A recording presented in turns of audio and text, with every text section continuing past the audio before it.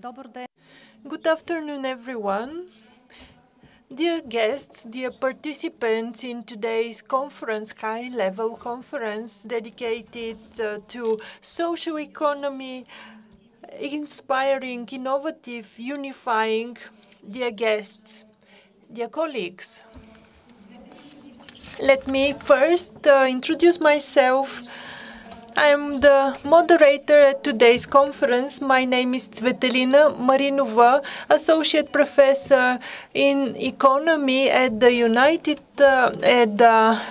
UNSS, and also a part of the Laboratory for Innovation in Picardie University, France. For me, it is a pleasure to be the moderator at today's summit conference. I will also chair the monitoring committee meeting of the Luxembourg Declaration. First of all, thank you for your presence here, for your attendance of this forum at the National Palace of Culture in Sofia. I accepted to be the moderator at today's event because for 10 years now I have been a researcher and a lecturer, and my topics are related to social entrepreneurship and social economy in Bulgaria and Europe. My specific interest is the Balkans because I believe the research and policies in this region of Europe have to be developed and further encouraged. I myself initiate, together with my fellow lecturers, students, we take part in different projects in social economy and social entrepreneurship. We organize international and national events in this area. That is why I believe it is very important to bring together all stakeholders. And we should take part together in discussions about new solutions, new opportunities of this sector in order to develop economies and society. This was why I accepted to be the moderator at today's event. And I hope I will contribute to to the success of the sector in Bulgaria and in the European Union. Let me, first of all, share with you the fact that October is very, very important for the development of social economy. And there are two main events there. First of all, today's meeting here in Sofia. This is the meeting of the Monitoring Committee of the Luxembourg Declaration and the accompanying events, which will take place not only today but also in the coming days in the National Palace of Culture. The 11th European Forum of Social and Solidarity Economy entities will take place. The Ministry of Labour and Social Policy, its partners from the National Union of Workers, Producers, Cooperatives will have other events such as roundtables, meetings, discussions, where they're going to discuss all important, interesting issues relevant not only to this development of the sector, but the future development of the sector and its role in economy and the social life within the European Union. Secondly, the second event I want to point out is an event that will take place on the 9th of October in Luxembourg. The next session of the European Council will take place in the format EBSCO, which is employment, social policy, healthcare, and consumer issues. Its agenda also includes the adoption of a Council recommendation on developing social economy framework conditions. These events will give an impetus for the development of social economy. They will enable the unfolding of the potential of the social economy, the sector. The social and solidarity economy is an inseparable part of the political agenda. The decision taken at the level of the European Union and member states, national level, are important. It functions in a very dynamic and challenging environment, which is both national, international. We see that there are dynamic changes in demographic, in the demographic conditions, environment, climate. Let's not forget globalization processes and the trends of deglobalization that are emerging over the past years. From this point of view, social and solidarity economy contributes to bringing together the national concepts for the model of social development of the European Union, and this contributes to the economic and social development through different models and initiatives, inclusion through employment of people, of disadvantaged people and groups.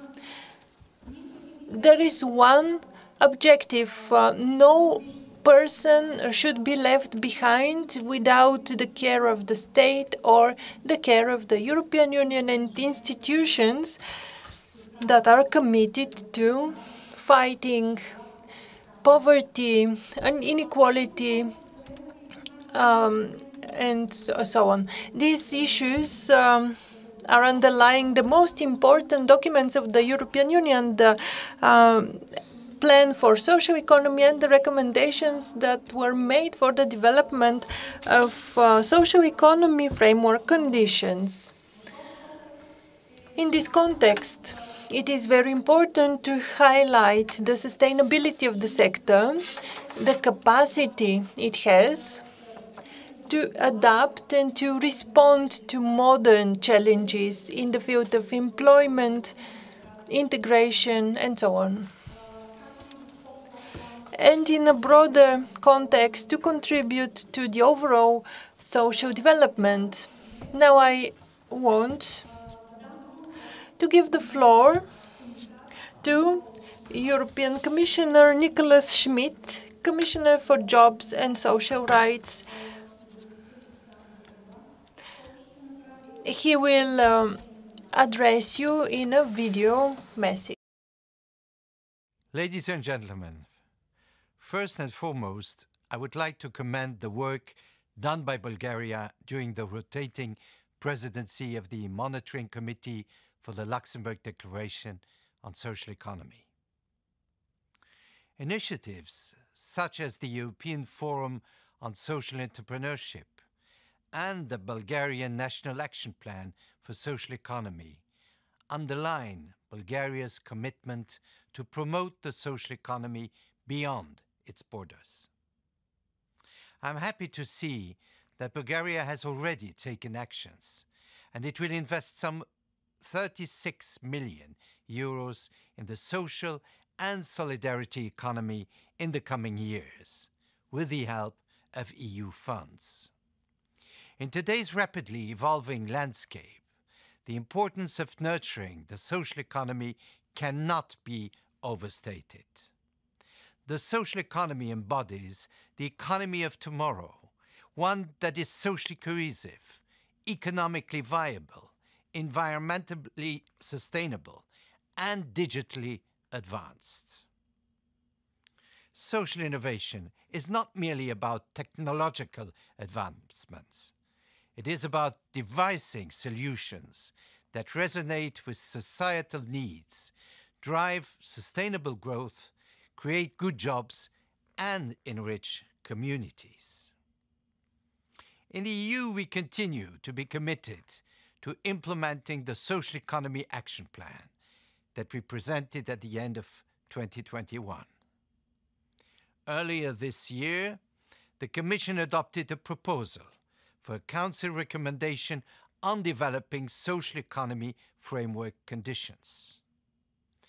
This will help Member States integrate the social economy into their socio-economic policies and create support measures along with a favorable policy and legal framework for the sector. And last month, the Commission adopted a proposal that will remove barriers for cross-border non-profit associations. We also launched the Social Economy Gateway this year, an online platform for social economy stakeholders to access essential information and resources on EU policies and funding programs, as well as guidance, factual data, and best practices. The social economy's rise in the EU is being echoed on a global scale. The United Nations and ILO resolutions on the social and solidarity economy, and the OECD recommendation on the social and solidarity economy and social innovation are all positive milestones. Again, I thank you for the role you have played in advancing the social economy through the committee, and I wish you a fruitful meeting.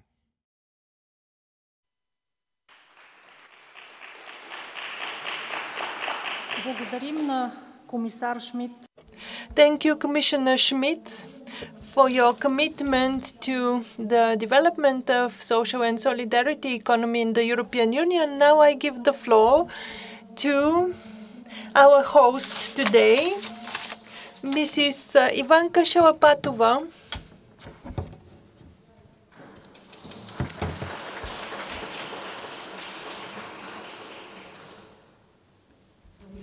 Thank you, Commissioner Schmidt, for the inspiring words. For the first time I hear this inspiring wording, the economy of tomorrow, of the future, together with all other positive messages. I hope that we will take away this formulation, social economy is the economy of tomorrow.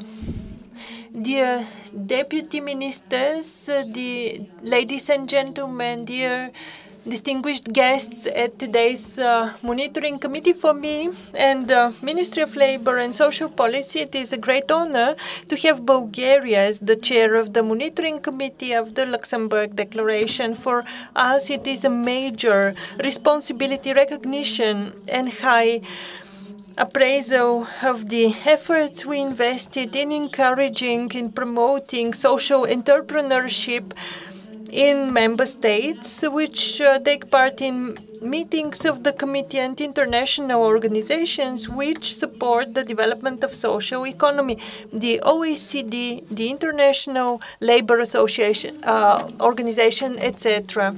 Social economy, as Mrs. Marinova said, plays a pioneer role in building inclusive societies and strong communities. It contributes for the economic growth.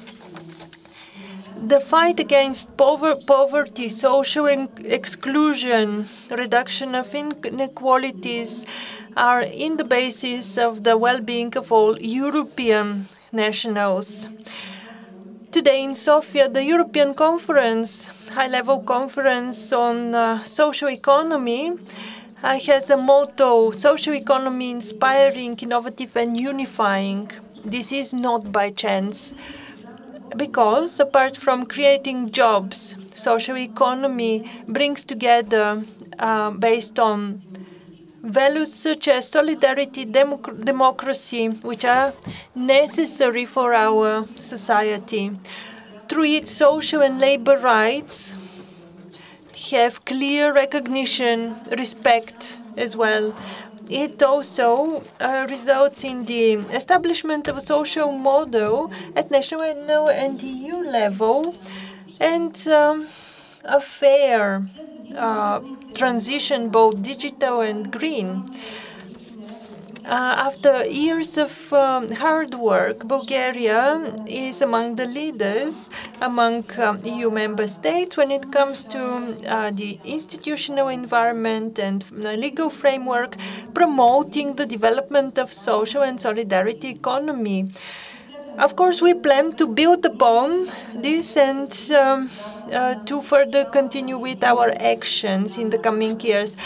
We support the efforts of the European Commission and the Council of the European Union for the establishment of institutional framework for developing the social economy. We joined also the Council recommendation of the Organization for Economic Cooperation and Development for Social and Solidarity Economy and Social Innovations. All these efforts,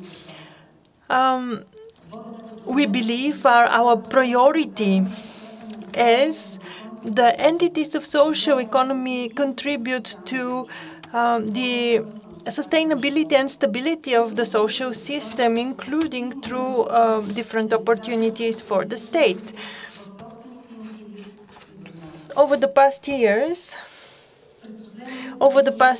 social economy in Bulgaria is an integral part of the national economy, and it is developing more and more successfully and sustainably. This is due to its ability to address challenges that are in the focus of the overall policy conducted by the Ministry for the inclusion of disadvantaged groups on the labor market. Social enterprises and social entrepreneurship are very important with their potential to prepare with the necessary skills and knowledge different people. The priority of the ministry and a focus in the work of my team is to increase the number of social enterprises. So we have the ambition to have at least 100 enterprises in Bulgaria. On the other hand, a major priority is to invest in the capacity of social enterprises so that they are competitive. We are going to invest in digitalization, also their social innovation and different systems. We make efforts to create a stronger ecosystem among social enterprises, different stakeholders in the social and solidarity economy in the country. And we hope that as a result of today's committee, we are going to encourage the cooperation with EU member states. The focus in today's conference is to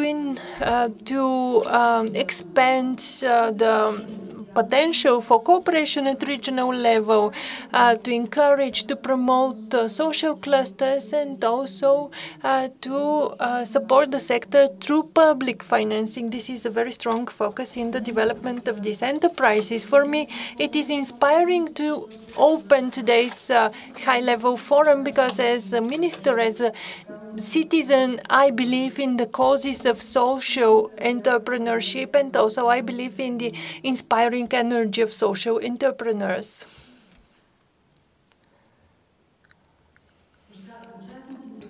The participants today are people of established positions, knowledge and conviction and commitment in the field of social economy. I believe that together we are going to promote social economy enterprises to develop their potential.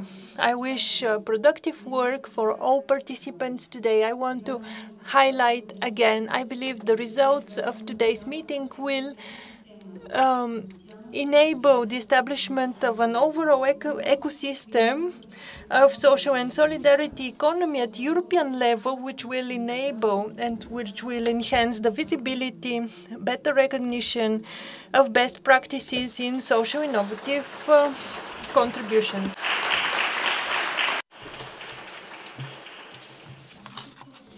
I would like to to extend my gratitude to Mrs. Shalapatova for the nice words.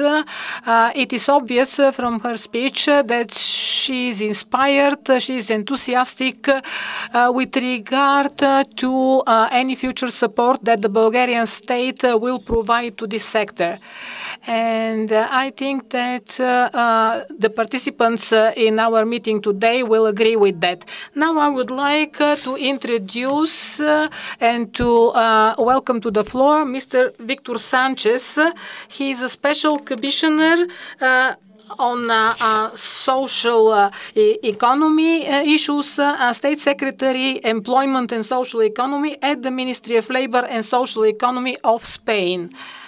Mr. Sanchez will talk about the work and the plans of the Spanish presidency of the EU Council in the field of social economy. The floor is yours, Mr. Sanchez.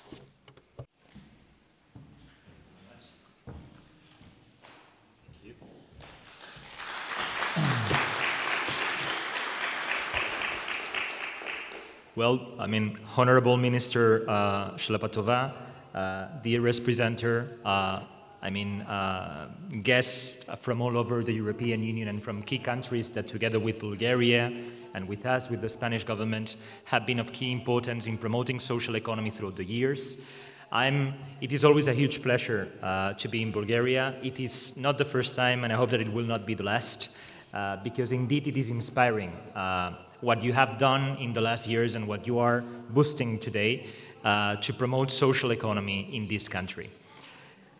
During the Spanish presidency, social economy is indeed very high in the agenda. It's one of our 3 priorities as Ministry of Labor and Social Economy for these 6 months, for this presidency, and it's one of the main priorities of the whole government. We believe that we are indeed in a very special moment for the social economy ecosystem. Some years ago, the European Commission in 2021 presented the Social Economy Action Plan for the social economy. With these amazing data that we have across the European Union and to which Bulgaria contributes, you all know that we are talking about 2.8 million social economy enterprises and organizations in Europe that employ over 13.6 million people. That's 6.3% of the European Union's workforce, and that represent around 8% of the European Union GDP, which is almost as important, even if it is true that social economy is an ecosystem and not a sector, as key sectors of our economy as the automotive sector. So this is what we are talking about.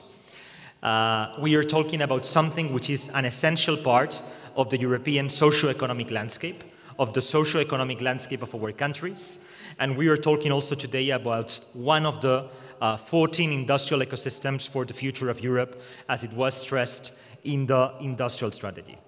Together, and we are very thankful for that, we have boosted the Council recommendation on social economy that will be approved by ministers on the 9th in Luxembourg. I think it will be a key instrument for us to continue modernizing our frameworks for the social economy, but also to speak among us. We all have homework. We Spaniards, we have a good social economy ecosystem. We have over 47,000 social economy entities. If we add the third sector, which is very important in all of our countries, so the associations, the NGOs, we add 37,000 companies more, 37,000 units more, so we are talking about 70,000 entrepreneurial units that employ more than 2.3 million people and that represent 10% of the GDP. It is a fantastic ecosystem, but we have a lot to do in our country. We still have to modernize the legal framework. We still have to modernize the cooperative law, because cooperatives in our countries are a very important legacy, have a strong dynamism today, but still need to be modernized also in terms of access to finance, access to the markets. We still need to modernize our legal framework on work integration social enterprises. We introduced the legal frameworks in the early 2000s. Work integration social enterprises are a rather new innovation in our legal framework, and we still need to adapt it to the reality and to boost it. So we all have a lot to learn. I learned yesterday that Bulgaria is investing over 30 million euros of the Recovery and Resilience Facility into social economy.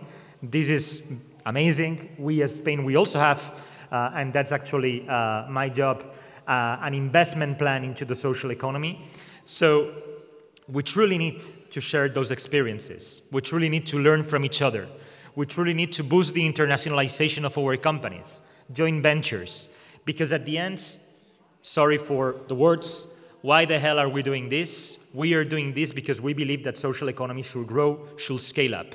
We believe that we need more social economy.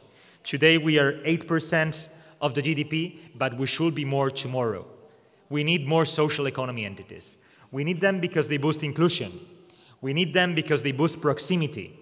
We need them because they create decent jobs and quality jobs, because they boost entrepreneurship, because people that will never become an entrepreneur alone and under traditional entrepreneurial forms become entrepreneurs through social economy. We need them because they boost social innovation, because they provide social services on a non-for-profit manner. We need them because they are also present in pioneering sectors. Renewable energy, where social economy is very important. The circular economy, the reuse, the repair, and the recycling, where many social economy entities, and particularly those devoted to work integration, have always been at the avant-garde. We need them because they boost a different digitalization, a different platform economy also, in which we also create, it is associated actually to decent jobs, and in which workers have a say, and are in many cases the owners of the platform. By the way, I was amazed to learn last week that there is a global network of social economy companies in tech and about cooperatives in tech, and I was amazed to learn that the president of this network is a Bulgarian lady. Indeed, you are leaders in so many domains. The Spanish presidency is here to boost this, to continue the effort of the Commission, to do it together. This is why also, and I don't want to speak a lot because I think that we have a lot to hear this morning, we are organizing a high-level conference in San Sebastian, which is our Spanish social economy capital this year, on 13 and 14 of November. We hope to have you, Minister Shalapatova, with us. We hope to adopt a declaration that continues a manifesto, that continues this path that was started with the Council recommendation and with the Social Economy Action Plan. We have negotiated it primarily with you, Bulgarian colleagues, as presidency of this monitoring committee, and we are now negotiating it with all the 27 member states. So let's continue, let's work together, because indeed we need together to scale up the social economy. Thank you very much.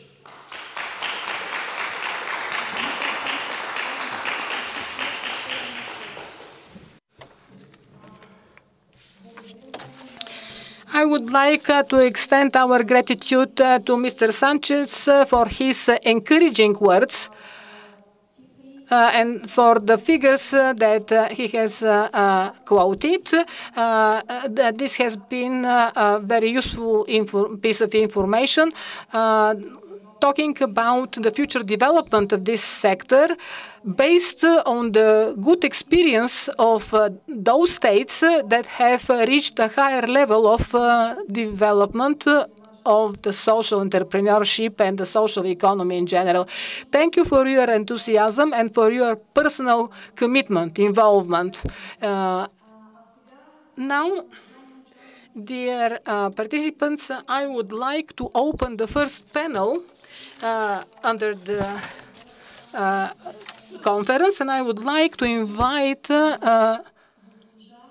Mrs. Marieta Georgieva, Deputy Minister of Education and Science of the Republic of Bulgaria.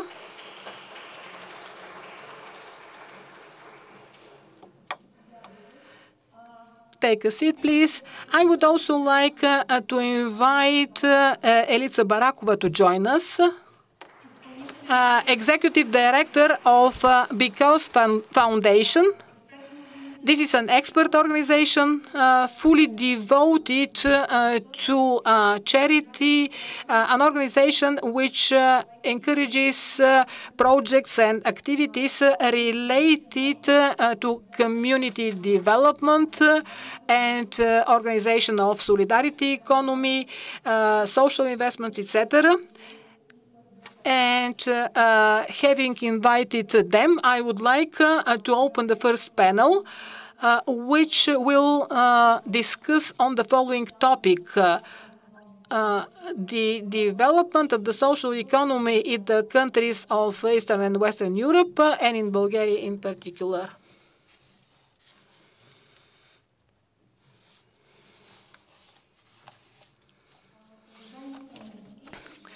Dear panelists, dear guests, the social economy, as has already been mentioned until now, is growing, is disseminating all over the EU countries. But as has also been mentioned by the previous speakers, we need to put more efforts into that. We need more coordinated actions in order to converge the different measures, the different policies, actions, not only at the national, but as well as at the European level. That's why I do think that the partnerships and the joint initiatives are very important. They have to be promoted, and they could provide an opportunity to attain the right results. They could contribute to attain the objectives of the sector, namely to develop the social and solidarity economy, not only at the national, but also at the European level. It is not by accident that the proposal for recommendation includes the idea of developing a national strategy related to the development of social and solidarity economy, involving also monitoring on the implementation. That's why the better coordination of the efforts while developing them, as well as during the monitoring, through joint actions, through coordinated partners' actions, will be a good approach and will result in good outputs. Mr. Sanchez, you have underlined in your speech the following. The social enterprises provide very good opportunities for social inclusion, for becoming less dependent on the different social assistance and other networks. You also underlined that the social enterprises provide an opportunity for the development of a new type of economy, digital, green, and of course, economy which places an emphasis on the people. That's why I would like to ask to raise the following questions. According to you, what are the opportunities for a targeted support to the social entrepreneurship within the framework of the individual regions? Because within the framework of the European Union, we are talking about social economic convergence and at the level of the regions as well. Do you think special regulations are needed with a regional scope, which will support, which will help the overcoming of the negative trends, because we have depopulating regions, we have regions suffering from severe demographic problems, we have regions that need more funding, and we need to attract people to live and work there. Thank you very much again for giving me the floor. First of all, I always say that the social economy is very similar to the European Union in many senses. Europe is united in diversity, and the social economy is, right? We are 27 members of the European Club. All of us, we are different, we have different stories, but we have a project in common. And it is a project of solidarity, and social economy is exactly the same. And that's why I guess solidarity is about learning from each other and helping each other. And believe me that we also have a big deal of things to learn from you, and a big deal of things in which we could receive some interesting experiences. But indeed, we need national frameworks for social economy. This is what the Council recommendation is about. Again, you in Bulgaria seem to be pioneers because you have strategies and laws that were adopted, so that's quite fantastic. And we need also to support member states that need to advance towards that. If I could name a highlight of the Council recommendation, it is indeed that within 24 months, every member state that doesn't have a strategy on social economy should have a strategy on social economy or should integrate social economy as part of a relevant socio-economic strategy. Why all this? And indeed you said it, because behind there is a reasoning. Indeed, we all need the social economy solutions. We have different histories, different levels of development, and this is very much linked, most of all, to our history, which is of key importance. This is not about the European Union, and the social economy cannot be about a classroom where you have good students and bad students. You have people that comes from different places. It's not at all that. Actually, governments, we have a role to play in social economy, but we are not always the protagonist of the movement. I can try to illustrate this.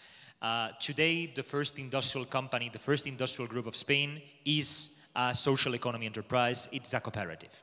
It is the first industrial group, the first entrepreneurship group of the richest region of the country, of the Basque Country, the region with more GDP in the country.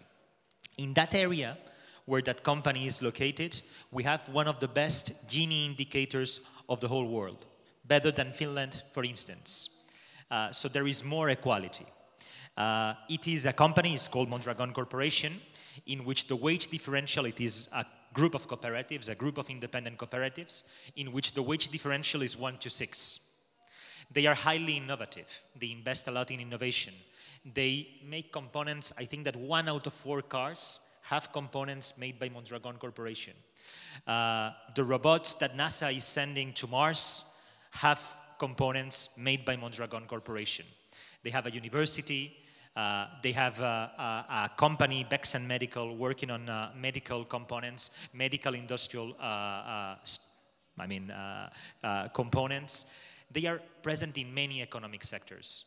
The government was not the protagonist of that. And that was not created in a favorable ecosystem. That was created by a priest during Francoism, during the dictatorship. A priest that was sent by the church to this anti-economic area. Mondragon, the first company, the first industrial company of the country. It is very close to San Sebastian, and we will visit it as part of our activities on the 13th and the 14th of November. Mondragon is a valley to which is highly complicated to arrive.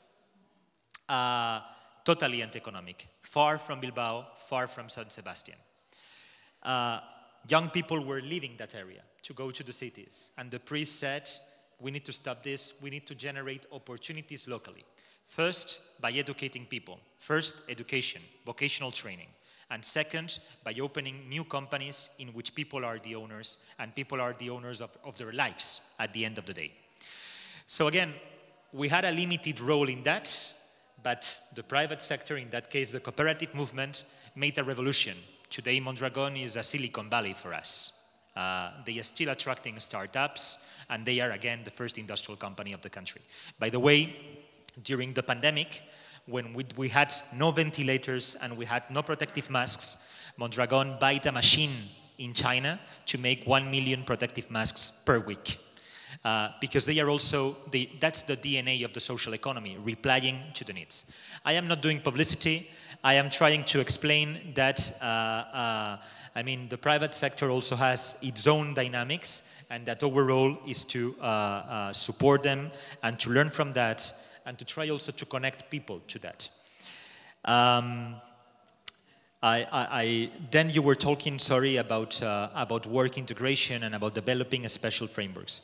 In our case on work integration, we also have huge groups. For instance, one of them, and again, history explains a lot.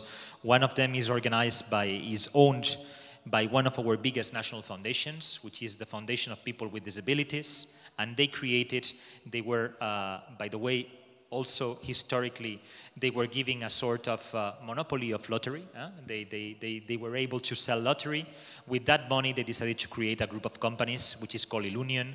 And I think that they employ over 40,000 people, of which 60% are people with disabilities.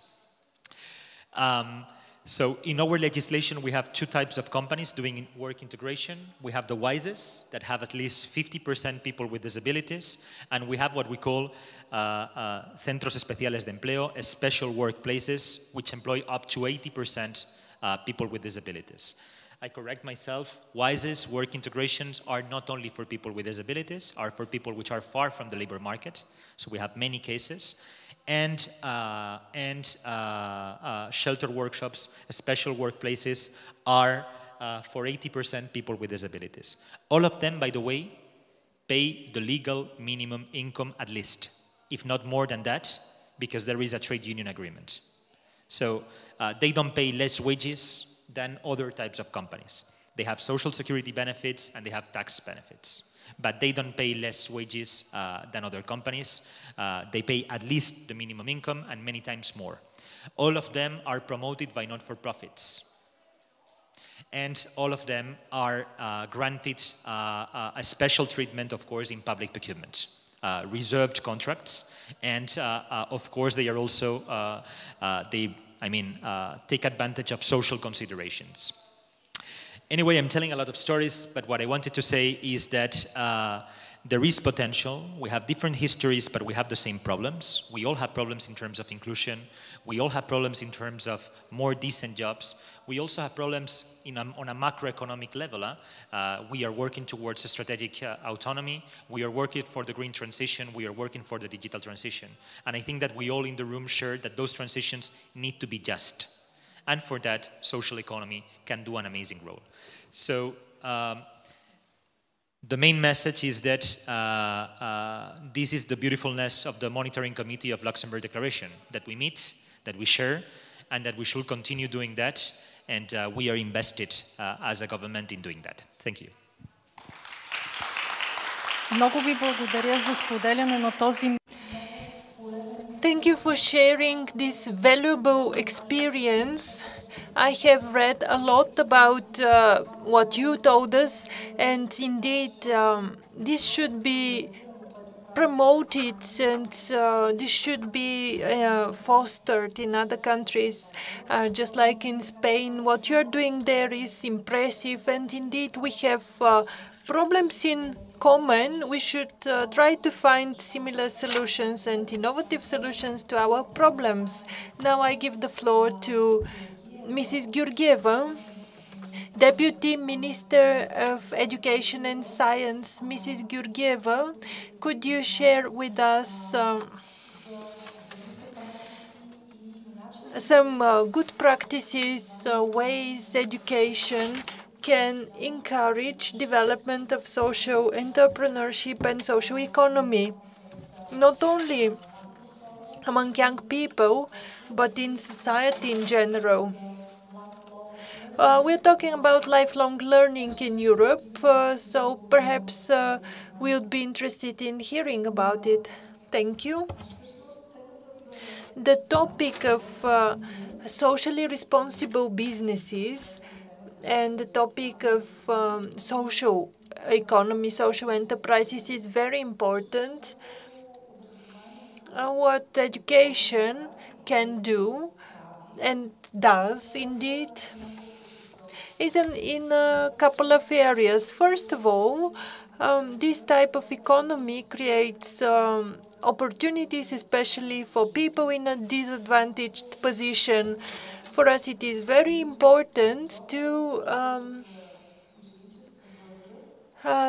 prepare students, pupils to recognize this topic, to be sensitive to this topic. In Bulgarian education, we have programs for entrepreneurship from 1st grade to 8th grade. Pupils have a course called entrepreneurship, and they learn about initiative, enterprise, economy, how economy functions, what are the main rules of budgeting, finances, and so on. In high school, we have 2 courses for development of enterprises. One of them is I had prepared some slides, so perhaps we can put them on screen to see them. One of them is related to the profiles in high school. Students from 8th to 12th grade can study entrepreneurship, or they can have another bias, which is called economic development. It provides information for different types of entrepreneurship, green entrepreneurship, sustainable development, initiatives for social entrepreneurship, and so on. In the vocational training sector, we have 2 mandatory courses which are relevant for all professions. One of them is entrepreneurship, and the other one is economy. In a more pragmatic way, here we speak about vocational training, vocational education. So these young people are preparing for a certain sector of the economy. They get knowledge and skills that will be applied in practice in the field of entrepreneurship, especially in social entrepreneurship and green economy and so on. At the moment, we are facing a challenge, and this is what we heard as a good practice from Spain. We want to create short, flexible programs to cover young people with specific needs and people in a disadvantaged position, especially when they don't get sufficient results, good results in the ordinary training environment, and those who dropped out of the system for one reason or another. This is what we are trying to solve through amendments to the Vocational Education and Training Act. At the moment, these amendments are tabled at the National Assembly. We plan to attribute credits in our education system for qualification, and we want to have a new list of professions in order to build upon the qualification degrees. We want to achieve the effect. We want to target dropouts. We want to target disadvantaged students, those who don't have necessary qualification and education level, so that they can be included in short and flexible programs, which will direct them directly to the labor market. And we want to expand our dual training system, which will offer solutions for this category of people. Together with employers, we plan to ensure to provide short courses which will enable the job placement on the labor market for categories of people covered by social enterprises. There is some overlap, actually. when it comes to the understanding and activities for the development of social economy and social enterprises on the one hand, and the focus on social services related to this type of services without being of a business nature. So we have a group of professions that prepare professionals that will work with people, disadvantaged people. So in their curricula, we plan to include training outcomes that will support the trainees in order to encourage to promote their initiative in social economy.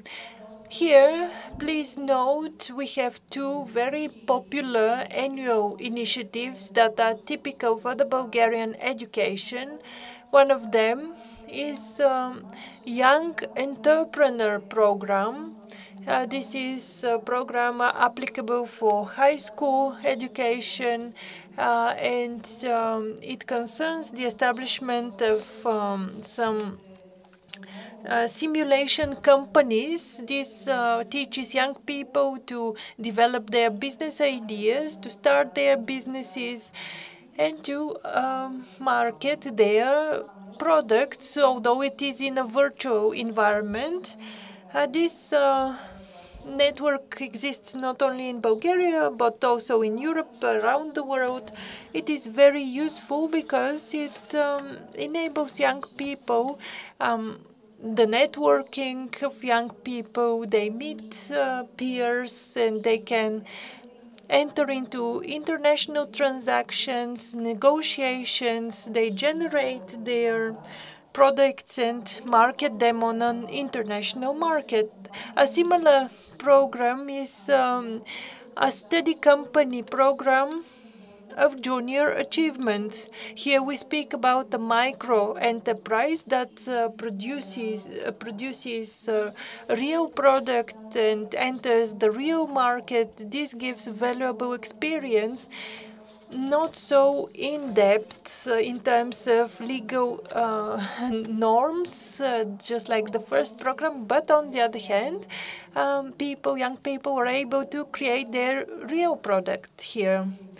Both programs organize national, international initiatives where such study companies appear and present their products.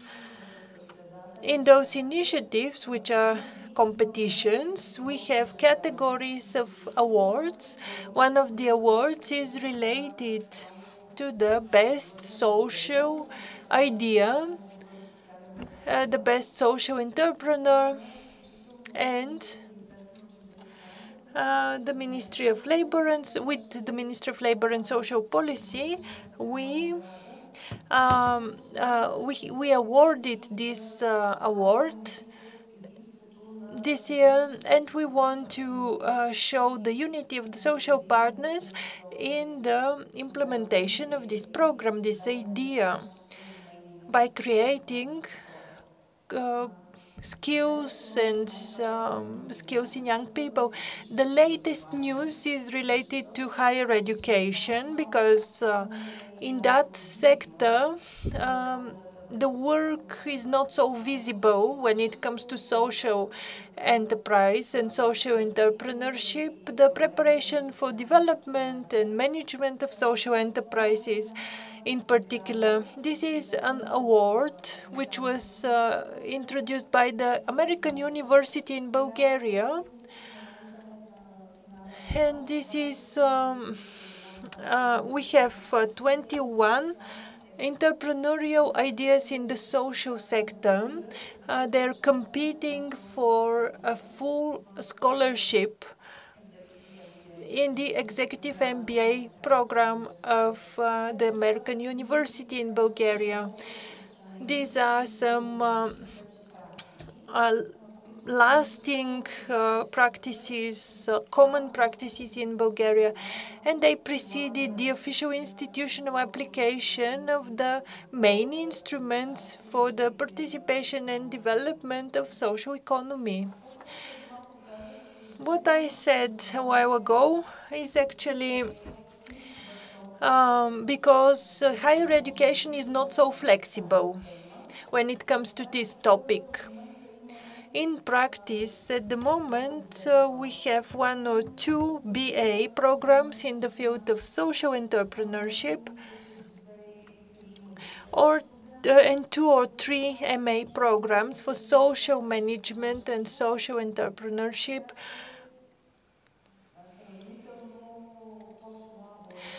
So this topic is not so popular in higher education. Nevertheless, all universities preparing future economists have included courses in their relevant programs that touch upon this topic and present different aspects of social entrepreneurship and enterprises. Especially the topic of socially responsible businesses is very important. We don't have such big success as Spain in social enterprises, but the representatives of Bulgarian businesses understand more and more the topic of social responsibility. So in general, this is what I can tell you about education. I believe that in order to achieve results, we should start speaking about the topic as early as possible, teach young children in tolerance initiative, and of course care for each and everyone, accepting their differences and the needs of other people. Thank you very much, Mrs. Georgieva, for what you shared with us, including the measures in the Ministry of Education and Science. As a person who works in the academic sector, I have noticed that for the past years we have had more and more courses, including myself. I teach courses. I draw the attention of my students to social economy and social entrepreneurship. Unfortunately, there is room for improvement, at least in higher education. Thank you very much for your commitment in that field. And now I want to give the floor to our last panelist, Mrs. Barakova. Mrs. Barakova, could you tell us about the experience of the NGO sector in the field of social entrepreneurship in Bulgaria and its development? Thank you.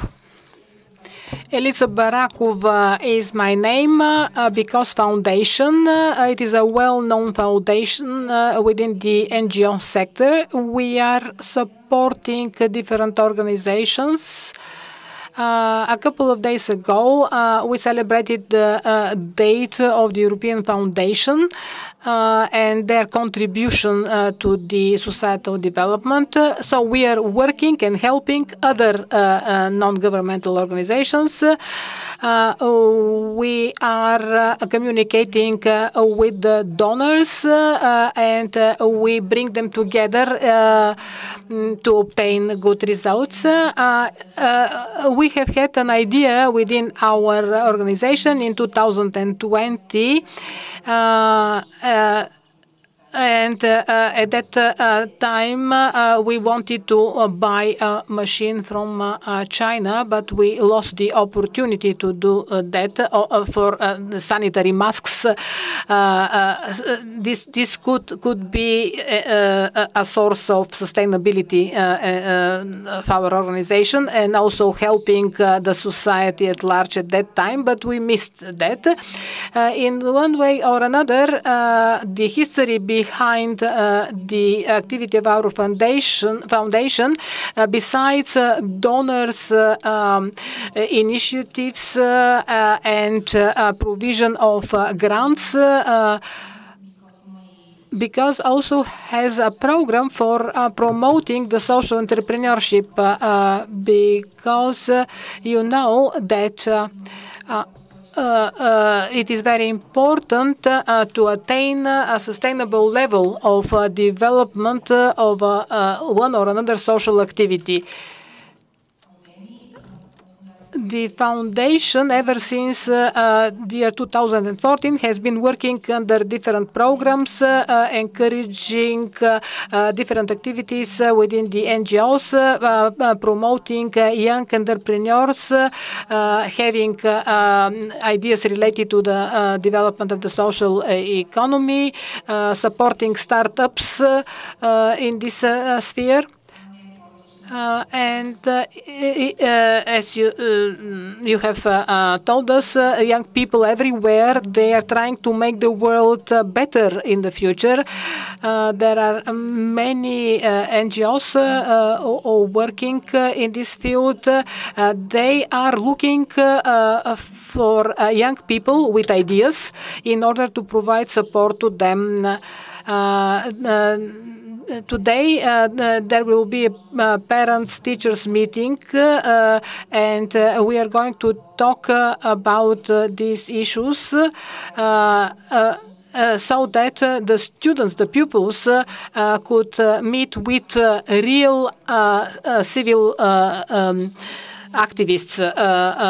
We as a foundation has had good cooperation with schools launching and implementing entrepreneurship programs. So we would like to invite a famous entrepreneur who could talk to the pupils in an understandable language and tell them more about that.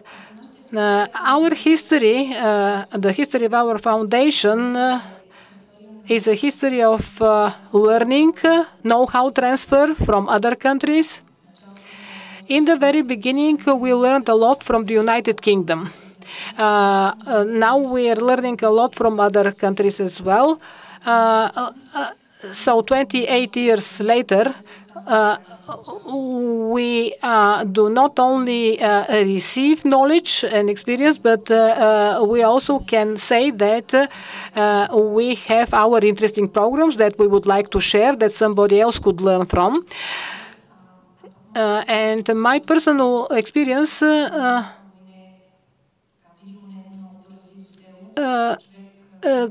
has shown that even in a very small village, if there would be a good idea created, we could end up having a better life, living conditions, and better welfare of the people there.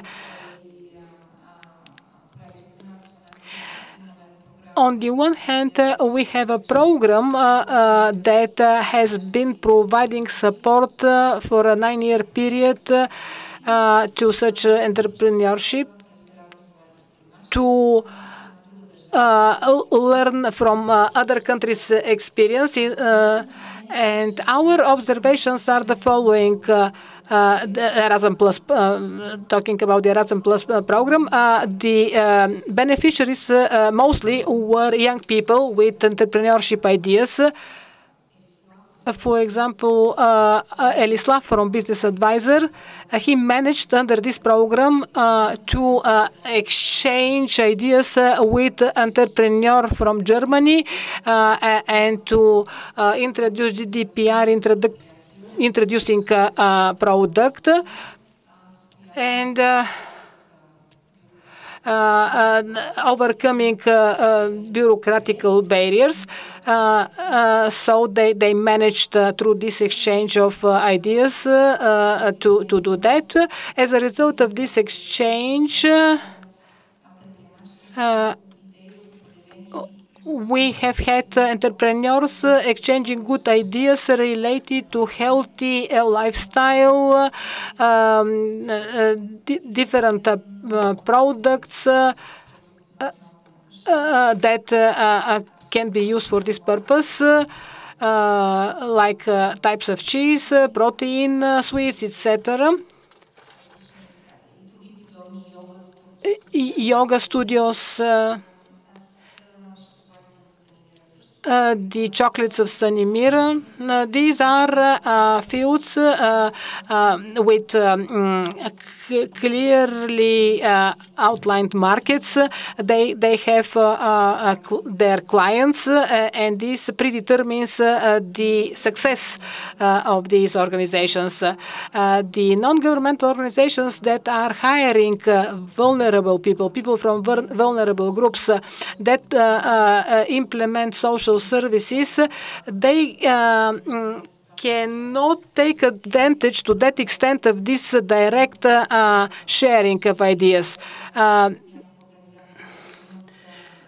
We have brought several organizations that are dealing with victims of violence. We brought them to Romania to exchange ideas with their colleagues. But when they came back to Bulgaria, they realized that they need more funding, they need more staff. And these organizations will be supported more under the new programs, accounting for the specific needs that they have. Having talked about how many people from vulnerable communities have been employed, have been placed on the jobs in Spain, I can tell you that in Bulgaria it is more expensive to provide for a person that is experiencing deficiencies. There is a need of people supporting him or her until he or she will reach a level of stability.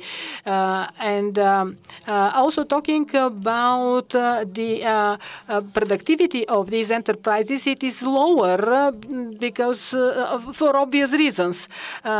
So this should be taken into consideration by the different investment programs.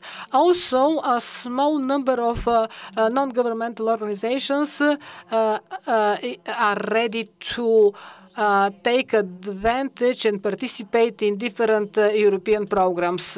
They do not have this access.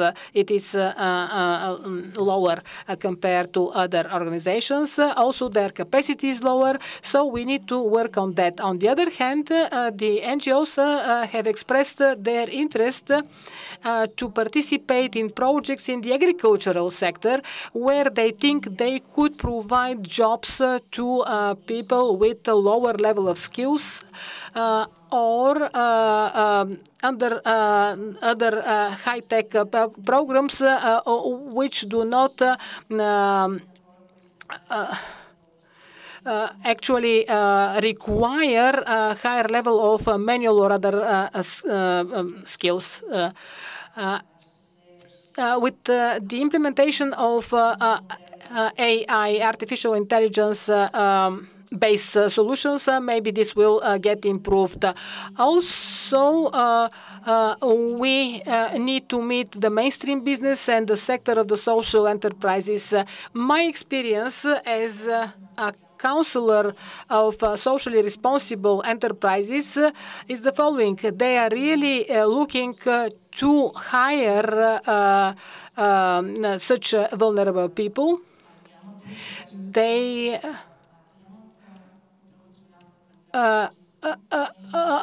want to do that, but we need to help them. Thank you, Mrs. Barakova. I would like to invite you to participate in the discussion planned for the end of today. And I would like to extend our gratitude to the three panelists participating in the first panel of the conference. Now I would like to focus your attention on the second panel. We are going to talk about social innovations and social clusters. And I would like to invite the panelists that will need to take their seats next to me. On the first place, I would like to invite Mr. Cvetan Spasov, General Director of European Funds, International Programs and Projects at the Ministry of Labour and Social Policy. With us online will be Mr. Karel van der Poorten, who is expert DG GROW at the European Commission. And the third panelist, which I would like to invite, is Mrs. Ileana Ilieva, General Director, European Funds for Innovation at the Ministry of Innovation and Growth. On the first place, I would like to give the floor to Mr. Spasov. Mr. Spasov, under the National Recovery and Resilience Plan, many measures have been planned in support of the social and solidarity economy. Could you introduce the main opportunities for promoting the social innovations in Bulgaria with the support of the European funds and more especially under the operational program Human Resource Development? Thank you for the invitation. It is quite easy to participate in an event during which there are no critical remarks or nobody is, being praised exclusively. But I would like to express the following, that we at the Ministry of Labour and Social Policy are doing a lot with regard to the development of the social and solidarity economy. This topic has been recognized by our ministry. I would like to extend my gratitude to Mr. Sanchez for his saying that this is an institutionalized topic. We have a special act in Bulgaria on the social and solidarity enterprises. We have an action plan. We are organizing for and holding these events involving the subjects of the social and solidarity economy. As Mr. Sanchez has mentioned, the challenges faced by the enterprises in this sector are challenges faced by the business at large. These are namely the digital and green transition. Also, if I can go back to the statement of Mr. Schmidt, we perceive the social economy as the economy of the future. That's why we have managed to put aside a serious resource of money, 26 million euro, and we managed to defend this amount under the National Recovery and Resilience Plan. I want to put an emphasis on the following, that due to the activity of the relevant directorate at the Ministry of Labour and Social Policy, this has been attained, and Mr. Petar Nachev, a colleague of ours, made a big personal contribution.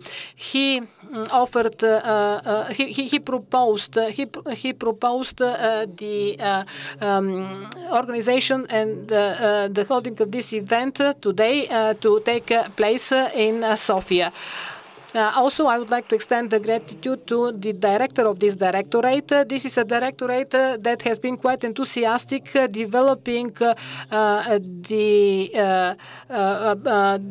this proposal under the National Recovery and Resilience Plan. We have set up 6 focus points in 6 different cities of Bulgaria. They are equipped with the relevant equipment, and they are staffed, and they are performing activities in the sphere of social economy. We have prepared a short presentation including the opportunities that we could take advantage under the operational program Human Resource Development within the period 2021-2027. We have placed an emphasis on the social innovations. We are thinking about taking advantage of positive European practices. And if the implementation of these practices will be done in a good manner, we think that the relevant outputs will be attained. We have put aside a budget of 20 million Bulgarian leva, and we expect to provide support to at least 100 social innovations. Usually, the ideas for these social innovations are proposed by the NGO sector, by enterprises in the social economy, by municipalities, etc. Separately from this 20 million Bulgarian leva, we have another budget of approximately 44 million leva, with which we are expecting to provide support to the subjects of the social economy in their efforts to improve their skills, to strengthen their managerial capacity, to be able to attract different persons from different vulnerable groups, to retain them, to adapt the job places to their needs if we are talking about people with disabilities. On this picture, you see a child that is holding and showing biscuits. You have these biscuits in a special backpack, and we envision to support the social enterprises with an operation which next month or latest next year will be announced with a budget of 22 million leva. It is addressing NGOs, municipalities, existing social enterprises, etc.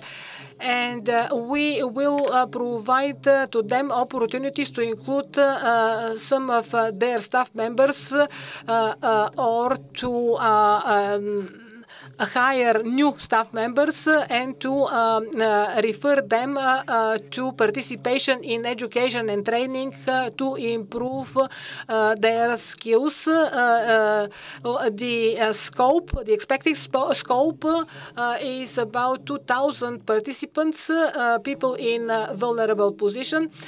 Maybe somebody could ask me what is the design of the measures. All measures that have been planned within the new programming period are based on an assessment which is regularly being carried out by us on the procedures funded by us. Here we are talking about assessing the efficiency and effectiveness of the measures that have been funded during the previous programming period, 2014-2020. I could also provide information related to the total amounts provided in support of the social enterprises, more than 53 million leva. This was the budget envisioned for social entrepreneurship during the previous period. We have managed to cover more than 4,920 participants. Many of them have remained in employment after the discontinuation of the project funding. I would also like to say that the evaluation, the assessment that we have been provided has shown that Bulgaria has a register of the social enterprises. As of now, we have 34 enterprises included in this register. But in the sphere of social entrepreneurship, even beyond the register, we have more than 1,900 cooperatives and NGOs. They're working with people with disabilities or with people of different vulnerable groups, but this does not exhaust the ecosystem. The ecosystem generalizes all people included and working in this sphere. We can call it a social cluster. These are groups that are working in one and the same sphere or producing similar products. The objective of the Ministry of Labour and Social Policy is to provide support to the social entrepreneurship because, as the Commissioner Schmidt was telling us, this is a business with a cause. Yes, the Ministry could, as a priority, be aiming at attaining a higher level of employability among these groups. We are participating in many fora where conclusions are shared based on the results from funded measures. We need not only to think about support to employment, but we need to think about the link between the project objectives and the funding, and this should be related to any project proposal. This will continue in the new programming period as well. We will continue to provide support to the social entrepreneurs through the provision of financial instruments for microfinancing and for guarantees for funding. Through these measures, we will be providing opportunities to entrepreneurs to get an access to credits, although they do not meet the classical requirements on the part of the banks. Maybe I should stop at this point because I would like to give the floor to my colleagues from Operational Program Innovations and to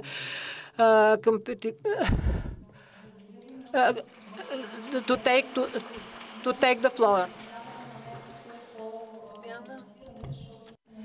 Thank you very much for the presentation on the funding measures, because funding is very often the main obstacle for social enterprises. Now, I want to turn to our online guest, Mr. van der Porten. Hello. For us, it is a pleasure, it is an honor to have you with us online in the discussion. Could you describe what are the opportunities to promote and to establish social clusters in Europe, across the European Union? What are the good practices in that field? And how can we overcome the challenges relevant to the development of social clusters? Thank you very much. Could you just confirm you can hear me well? Yes, we hear you very well. Thank you. Okay, thank you very much. First of all, I want to thank the organizers of the committee to invite the European Commission, several colleagues as well as myself, to give the contribution to this interesting event. Unfortunately, I cannot join you over there in Sofia, but I hope via the digital means I can still make a fair contribution today. My name is Karel van der Poorten. I work for DG GROW, European Commission, on social economy. So together with my colleague Juliette Bess, who was already present or will still be present, we develop together with our teams in DG Employment and Social Affairs and DG GROW the social economy policy.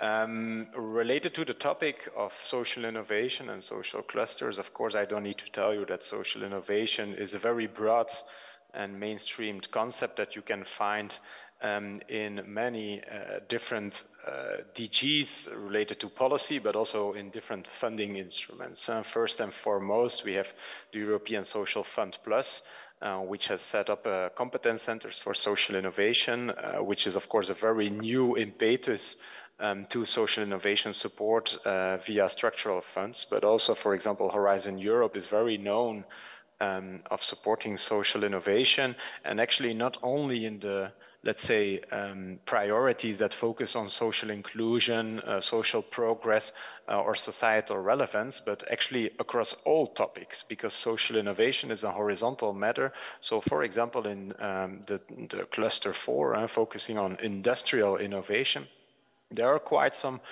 topics dedicated to social innovation, for example, related to construction and social housing.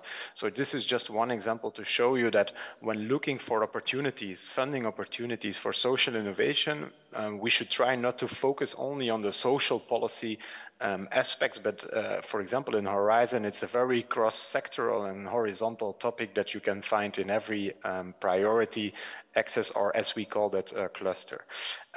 Today, I was not asked to talk about access to funding, but I wanted to really make you aware of this. I was actually asked to talk about social economy clusters and how clusters of social and ecological innovation are arising across the EU, and that is, of course, where I would like to give my main contribution today. To bring you a few years back in time, we have started a specific working group on the identification, research on clusters of social and ecological innovation, started within the expert group on social economy. So there is a European expert group, the GECES, and probably all of you are very much aware of that expert group, that has set up a specific research group. And that was basically with the goal to identify social and ecological clusters across the EU.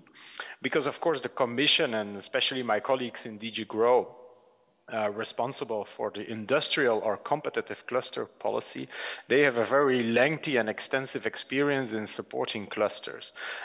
What do we mean by a cluster? First of all, in the traditional understanding, a cluster is a gathering of businesses on the one hand, public authorities on the other hand, and research and universities as a third partner is sort of triangle focus to improve the competitiveness of the local partnership, to usually improve the competitiveness at sectoral level. So, for example, you have IT clusters, you have chemistry clusters, you have car company clusters, etc., etc. And this is a very known phenomena that is supported by the Commission already for many years, and that creates a lot of access to innovation, pre-competitive research, because of course those companies are usually competitors, but there is a lot of pre-stage competitiveness at initiatives that can be driven through such a cluster, but also, for example, training of employees, joint investment in environmental added value, for example, filter installations, joint clean energy production, and so on and so forth. So all these things can be jointly taken up within a cluster, and it gives, of course, a big added value in terms of cost reduction, but because those companies can invest together, for example, in proximity of each other. Why do I introduce so lengthy on this? Because this gives already a lot of hooks in how social innovation can be introduced in such a concept. Social economy actors, by proxy, they work together across companies, with governments, but also with education and research, but also with civil society, with the citizens. So there, another layer is added from this triangle approach to a more quadruple approach, where we have businesses on the one hand, university and research on the other hand, public authorities, as well as those citizens, the civil society actors. And that is something that we identified as a very important fourth element in the design of a social economy cluster. And that gives, of course, great added value, because why? And that is also an interesting element from our research. A social economy cluster is not there to improve the competitiveness of an individual firm. A social economy cluster is to regenerate a local, let's say, well-being. It's to create welfare to the locality, welfare to the citizens that are connected to all those companies or institutions. And that's the first and very important element. Of course, it's important to also strengthen companies, in a certain extent also their competitiveness, but it's rather a matter of real partnership, integrated partnership, embedded within such a cluster. Another element that we have seen in our research is that many of those social economy clusters are initiated by a government, initiated by a public authority to pursue a certain social policy, a social measure, or an economic measure to, for example, lead more people towards the labor market. I have heard before already many links to inclusion, labor market inclusion of vulnerable communities, people with disabilities, etc. Of course, a cluster is a very intrinsically positive model to also exchange employees between companies, to also find the best place for an individual to find a job, and also to share the burden of the extra cost that is engaged with such type of activities. So therefore we see a lot of government initiative, a lot of government support to boost cooperation amongst employees, but also to engage this innovative and research element, to invest, for example, in technology, to invest in, let's say, the skills development that you need to foster the inclusion of people into the labor market. But I don't want to restrict it only to the labor market inclusion and job inclusion. There are also other type of clusters that we have seen that are very prominent, for example, in agriculture context, for example, in the circular and ecologic context. So we have published a report where we developed a series of over 70 clusters. 30 we go very much in detail, but we have collected over 70 with all these specific characteristics mentioned in thematic cases, best practices, but also an analytical assessment of the main features of social economy clusters. I think, and there I will end, because I think I'm running near the end of my speaking time, that we need to further invest in this research. We need to further identify those common practices, but also connect those clusters across the EU. There is one measure I would like to highlight here, and that's what we are already doing, is to make sure that funding opportunities for cluster partnerships across the EU are also reaching those social economy clusters. Today, I'm very happy that the first Euro cluster call is developed, and that this also touches upon social economy clusters. The Social Tech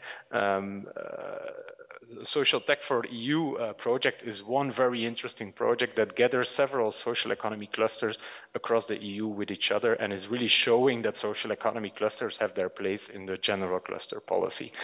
Thank you very much for having me, and I'm of course very happy to stay for some questions in case there are. Thank you. Благодаря много за вашето включване. Thank you for your intervention. Thank you for mapping the opportunities and challenges for the development of socio-economic clusters. Now I give the floor to Mrs. Ilieva. You have the floor for your presentation. Thank you. Thank you for the invitation. Thank you for the opportunity to share with your audience what the Ministry of Innovation and Growth does as regards social economy. As you can see, the Ministry of Innovation and Growth has a main task in providing support in the field of innovation. On this slide, you see all the measures where the Ministry of Innovation and Growth, and in particular the DG European Funds for Competitiveness, supports businesses and research organizations in universities, NGOs. Each program is interesting in its own right, and it has a strong focus, for instance, competitiveness, and the program Competitiveness has a budget of nearly 3 billion leva. It targets mostly Bulgarian SMEs, and there are actions in the field of innovation whereby we support social innovation as well. In some of the other slides, I will give you further details about this. As regards the program for research, innovation and smart integration, its budget is a bit over 2 billion leva. This is a new program for Bulgaria. It is very interesting because this program is based on the search for synergies between research organizations and businesses. The activities measures under the program are based on the synergy. Businesses and research organizations carry out activities that support social enterprises as well. The other program for economic transformation is specialized in the field of production companies. It has information, ICT, renewable energy. It is not in the focus of today's event, but nevertheless, I wanted to share it with you. Another interesting program is the program for accelerated development of economic recovery and transformation. This is a program under the Recovery and Resilience Plan. We support enterprises which have received excellence stamps, seals of excellence under Horizon Europe, and they become our direct beneficiaries. Once they receive seals of excellence, they are eligible to take part in this program. And the last program is the program for development of industrial parks. This is again under the Recovery and Resilience Plan.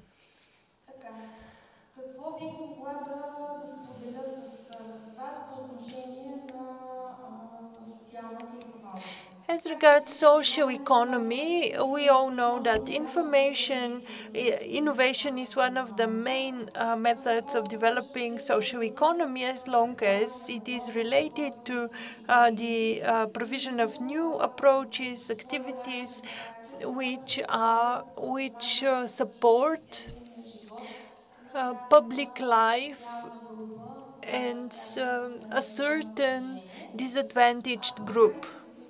The programs I am mentioning of the Ministry of Innovation and Growth are not directly relevant for social economy, but indirectly we support such enterprises. All activities we develop under these programs are based on an innovation strategy for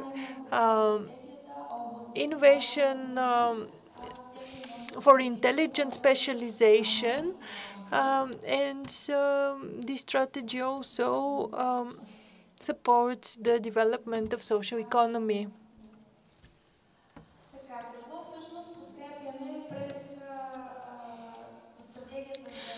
Through this strategy, we develop innovation in the field of ICT and clean technology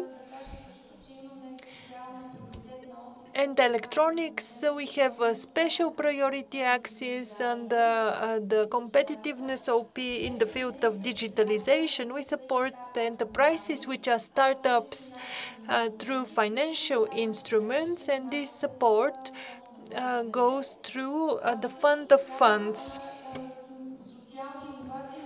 Social innovation can be developed and deployed in other thematic areas, such as the industry for a healthy lifestyle, bioeconomy, biotechnologies. You will see on other slides three good examples, three good practices we have already financed, and they are in the field of medicine and medical devices. So these are the good practices. This is a project implemented under the Innovation and Competitiveness Program 2014-2020. For procedure for the deployment of innovation in enterprises, the support for this company was in the amount of over 1 million level. And we we encourage the use of different household appliances by people with disabilities. Another good practice I want to share with you is a project supported for the development of innovation in enterprises. This involves an innovative method for the production of tailor-designed titanium implants in surgery, in spinal surgery. And the last example I have selected for you is under a procedure for a grant for product and production innovations. The project proposal aimed to develop an innovative intelligent system for a smart house for the needs of blind people. And this again is relevant for social economy and for people with disabilities. This is very practical and can be used.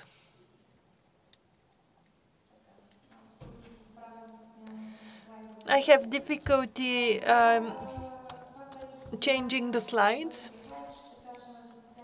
And now I will tell you in short about what is ahead of us in the field of competitiveness and of enterprises. We have good examples already, and in the new programming period, we are going to open calls for the development of innovation in enterprises. The budget is 127 million leva. It targets small and micro companies, small, micro, and medium-sized companies. Our partners, NGOs as well. They are going to develop activities in some of the areas of smart specialization and smart specialization strategy. The program for deployment of innovation in enterprises, it has a budget of nearly 300 million leva. Enterprises of all sectors are eligible to apply. The idea here is to deploy an innovative equipment, and under the research and innovation program in the next 7 years, we are until 2027.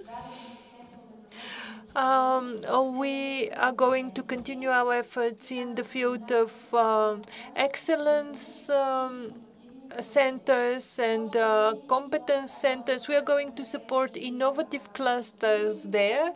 We have developed some procedures targeting social economy in particular. If some of you are interested, you can follow us on the social networks.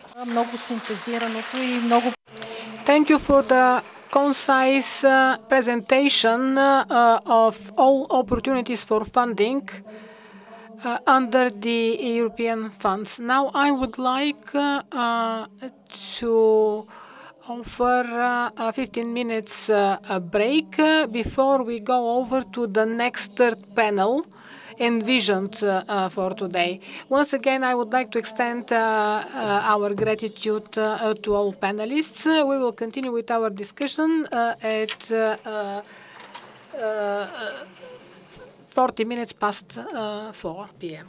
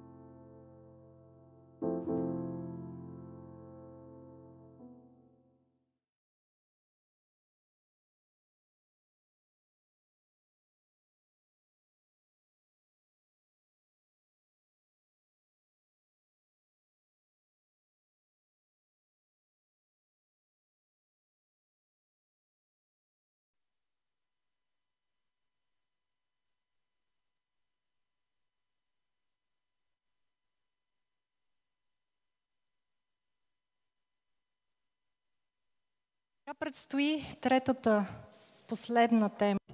Last topic, which is included in the agenda for today and in the European agenda as well.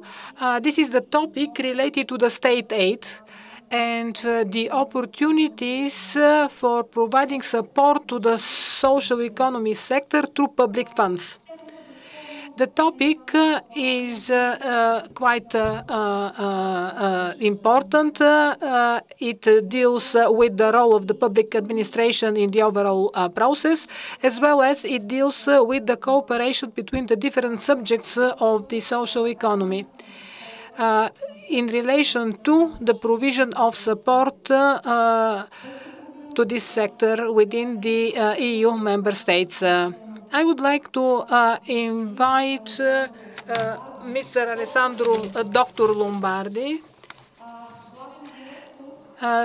Director General DG responsible for the third sector for corporative social responsibility, Ministry of Labor and Social Policy of Italy. I would also like to invite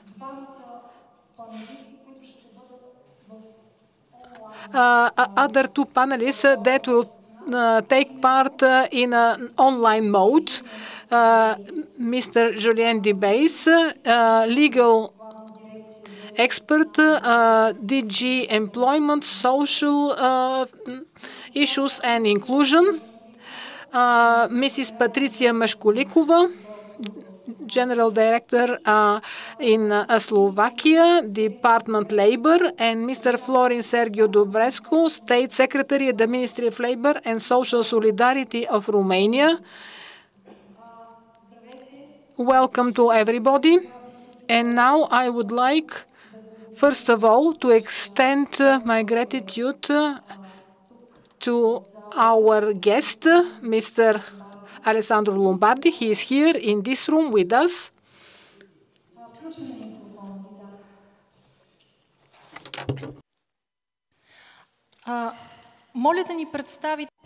I would like to ask you about the opportunities for providing of support to the social economy sector that are existing in Italy, in your country, and to listen to your presentation that you have prepared. Thank you. I would like to share with you some reflections on the form of public support for social economy organizations, starting from the Italian experience and considering the work underway on the EU recommendation concerning the development of the framework conditions of the social economy.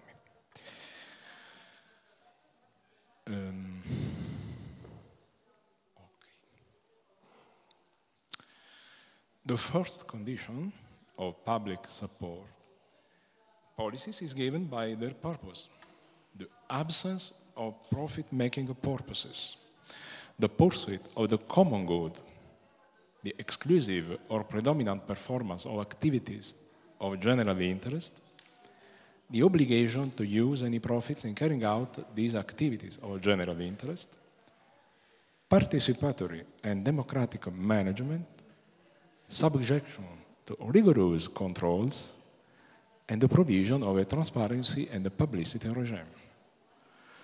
These are all elements capable of differentiating the subject of the social economy from other entities and justify the provision of supporting measures.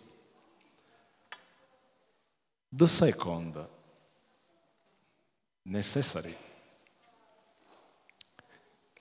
condition is given by the existence in the laws of the states of a clear regulatory framework that allows the subjects that are part of the social economy to be defined with certainty.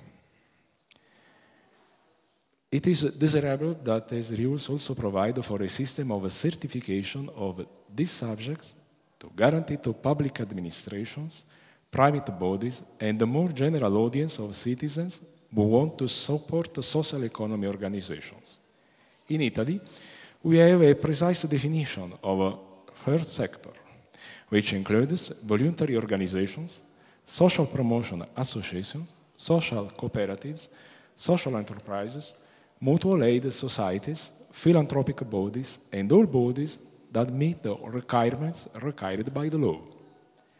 We have a tool open to public consultation, the National Register of Third Sector, which to date contains almost 115,000 entities. In the context of support measures, I would like to focus in particular on the topic of the relations between public administration and social economy entities. Today, there are consolidated tools in the public procurement sector, from social clauses to reserve the contract in social services for non-profit organizations. The Public Procurement Directive itself states that social services are provided within a particular context, which varies considerably from one member state to another due to different cultural traditions. Member states are free to organize social services in ways that do not involve the conclusion of public contracts. Italian law has expanded the tools for planning, organizing, and providing services falling within the field of activities of general interest, from co-programming and co-planning with first sector bodies.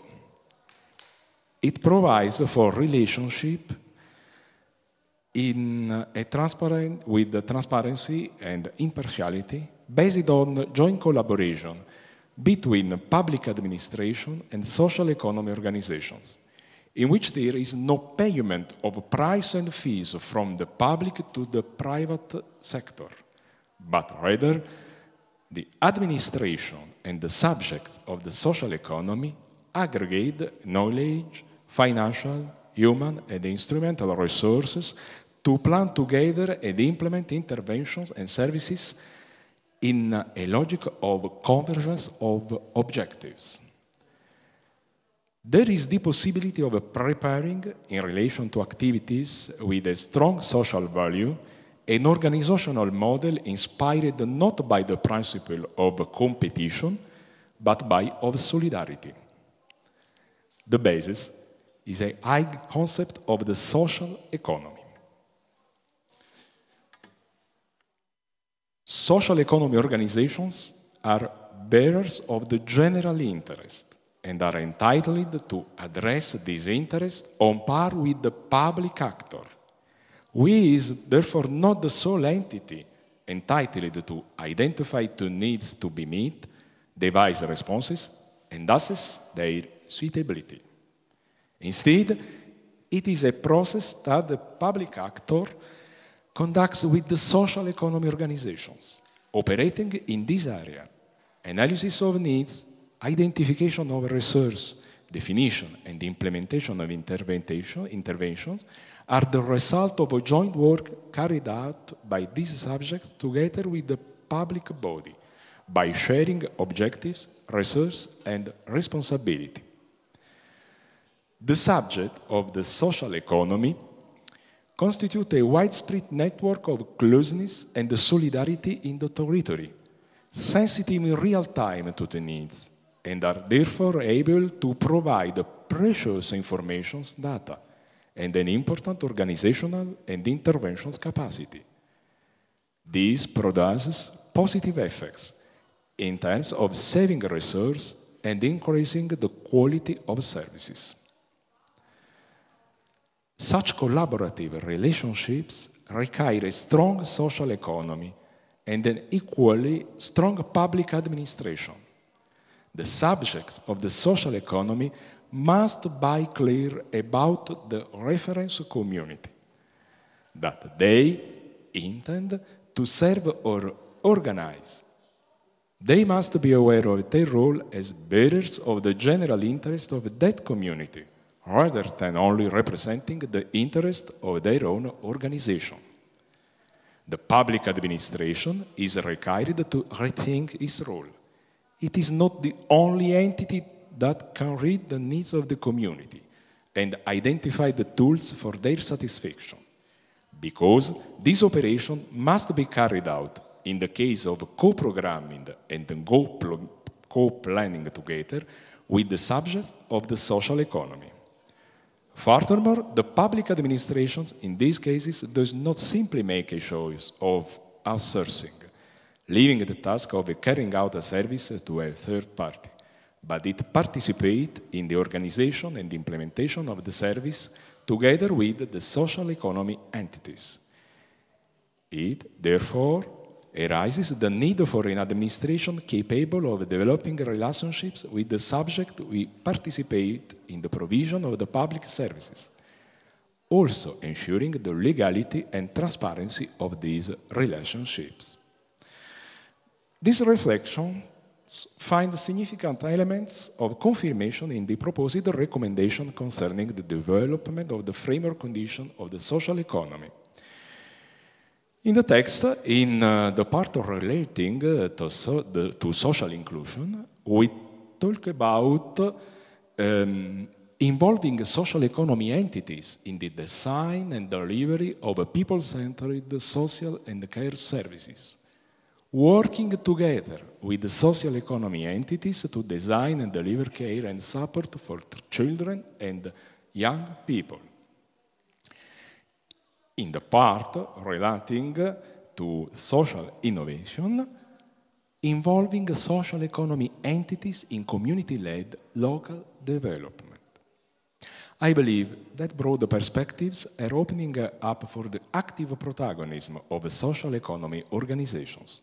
It is up to the member states to know how to implement new relational forms in their own system between public administration and social economy organization to the growth of social cohesion in community. Thank you.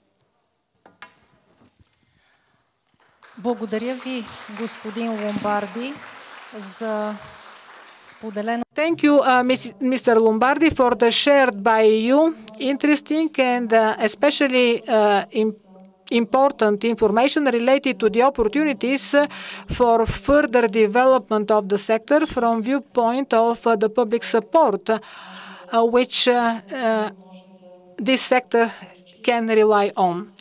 Now I would like to give the floor to our online panelists.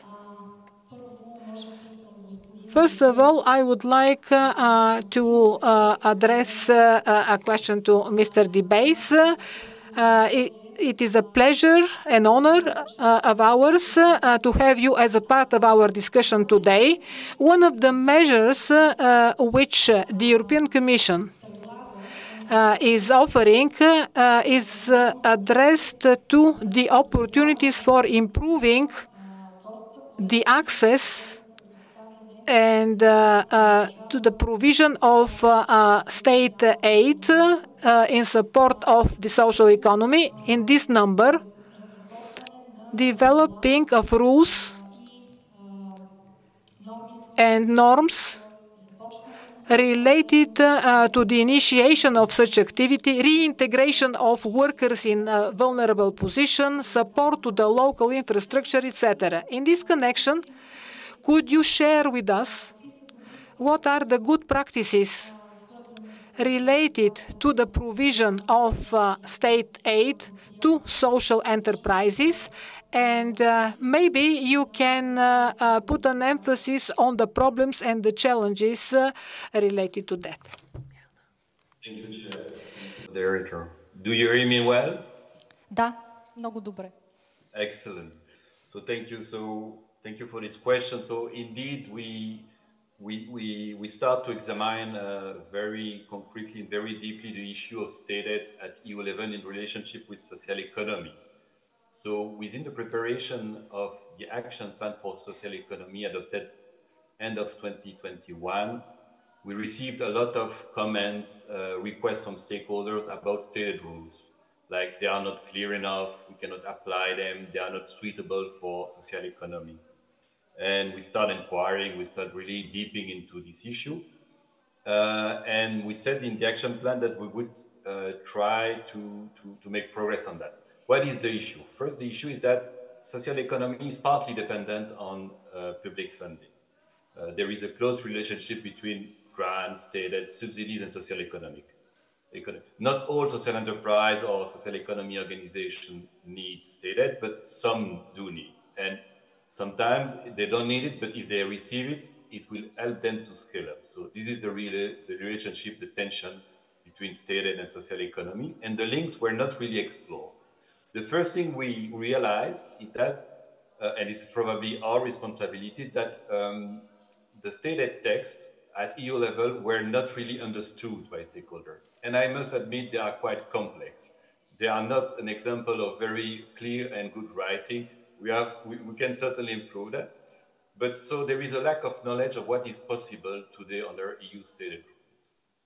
And then second point, we realized that because of this lack of understanding, many member states were refraining them to give more state aid to social economic because they were fearing of legal consequence. Okay, if we are not totally in line with state aid rules, we may have to recover them later on if they were not fully compliant with the internal market.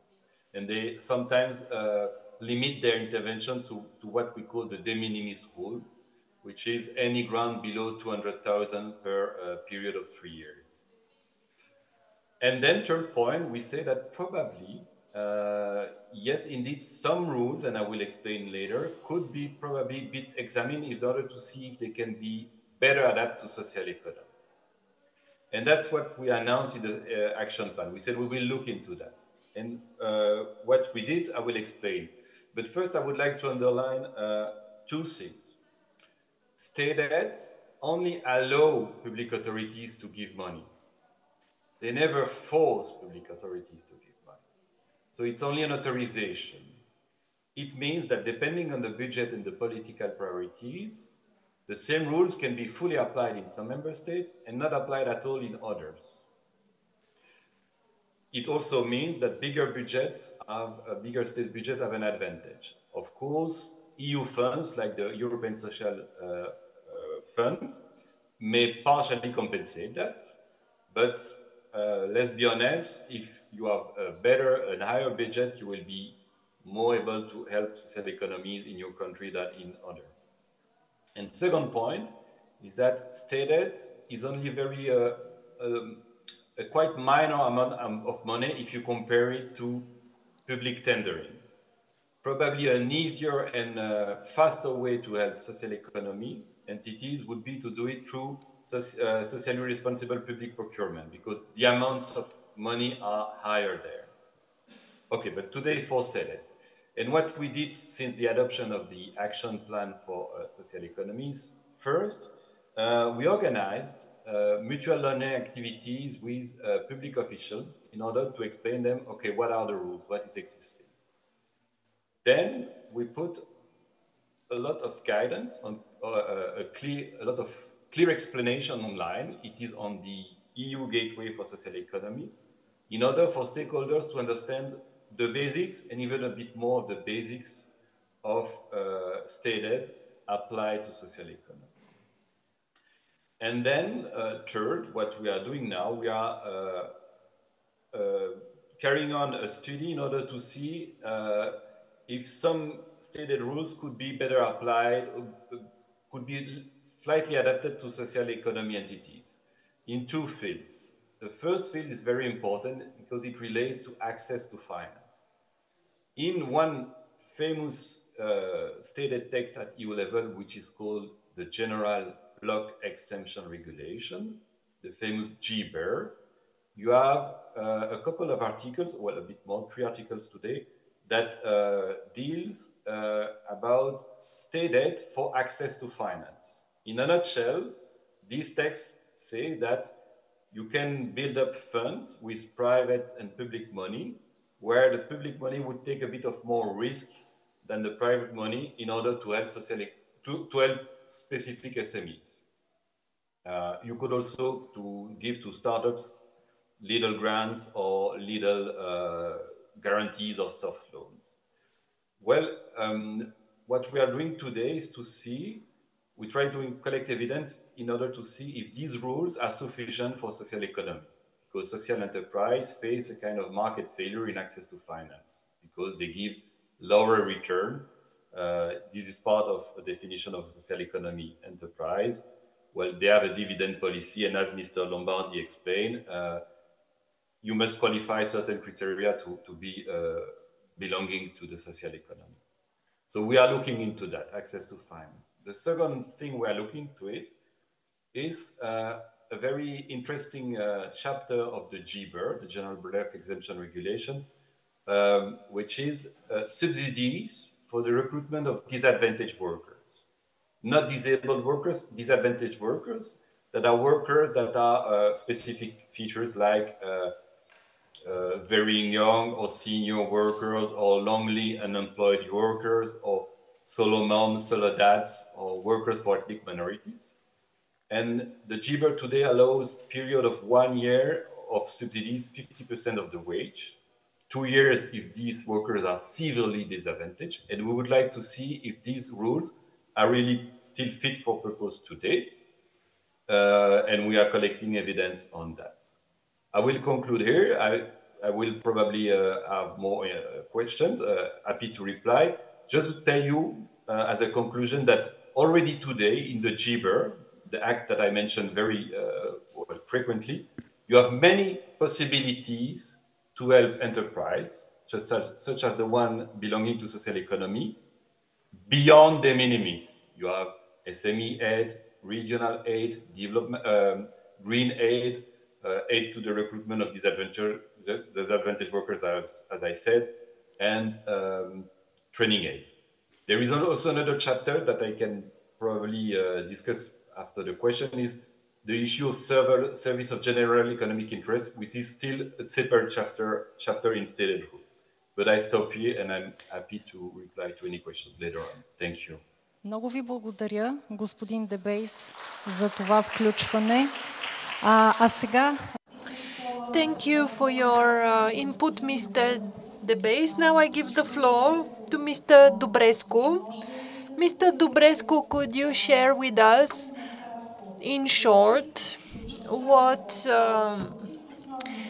are the main challenges at national level when providing state aid to social enterprises in Romania? You have the floor now.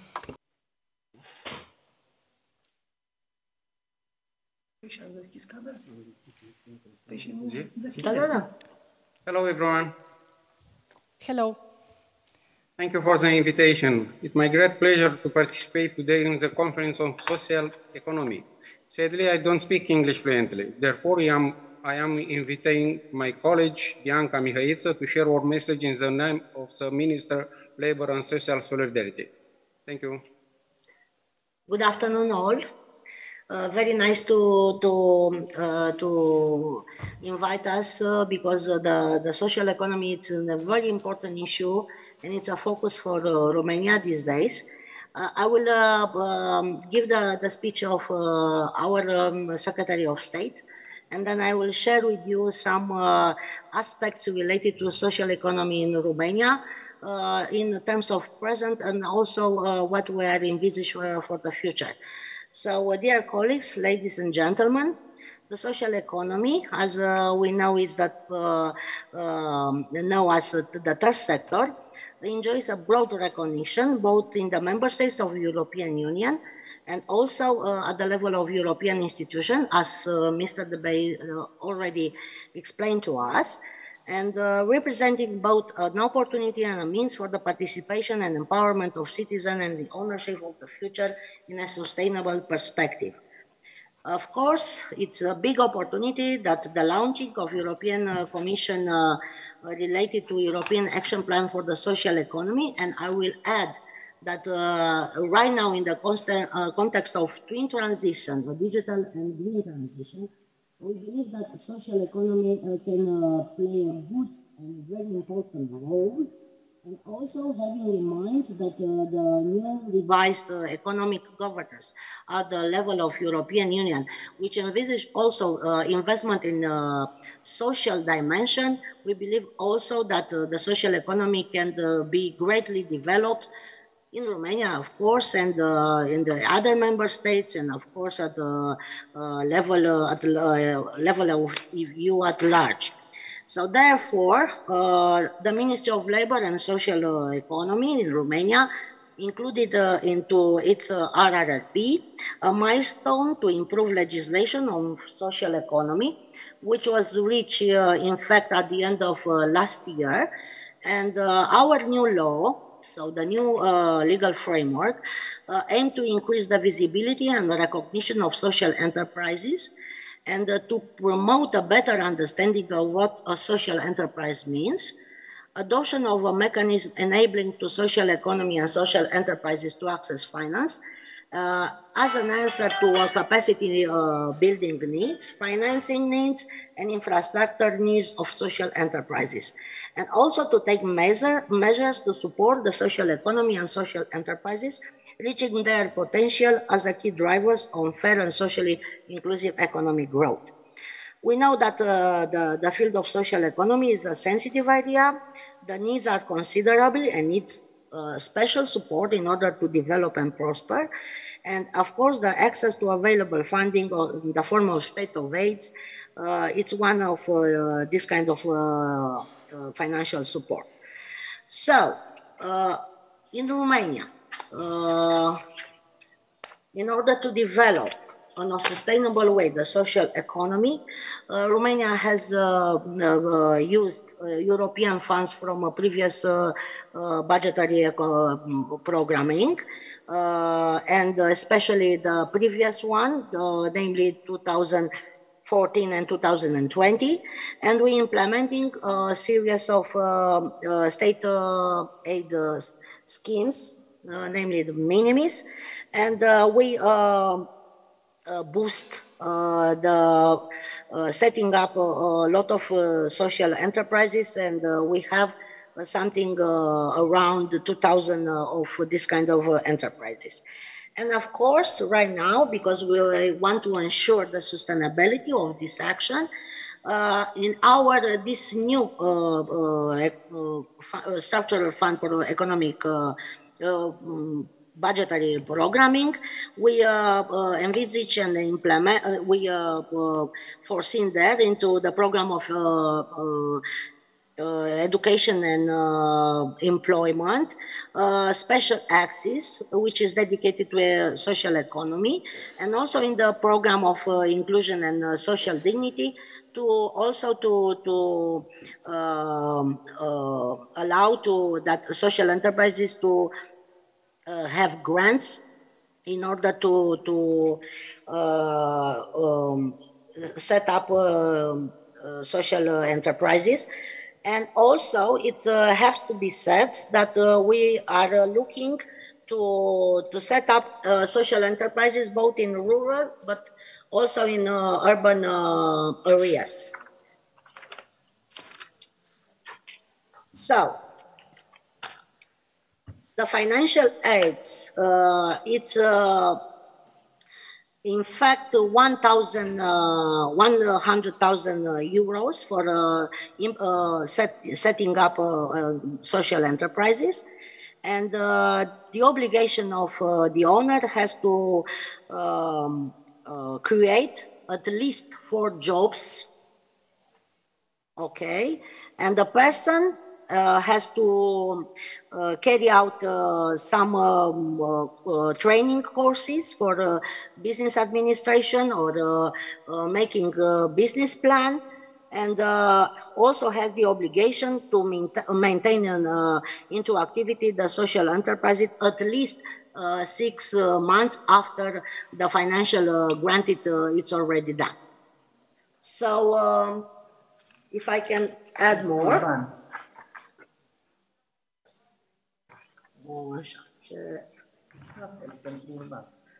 And also, It is for rural. And also for rural, the rules are almost the same. The point is that in Romania, we have a big focus on that kind of business for social economy to be implemented. What I want to say that Mr.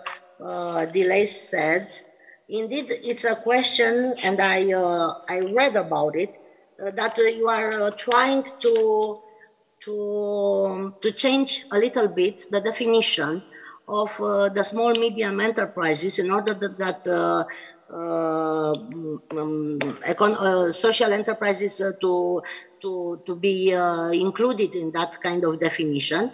And also I saw that initiative related to the state aid, which I think it's a very, very good initiative, because we strongly believe that this will give a boost to this the kind of development of social enterprises, and I believe that this will create an ecosystem and maybe a network of this kind of enterprises. And in this manner, I will say that this will be a strong support to reach our employment target at the end of 2027.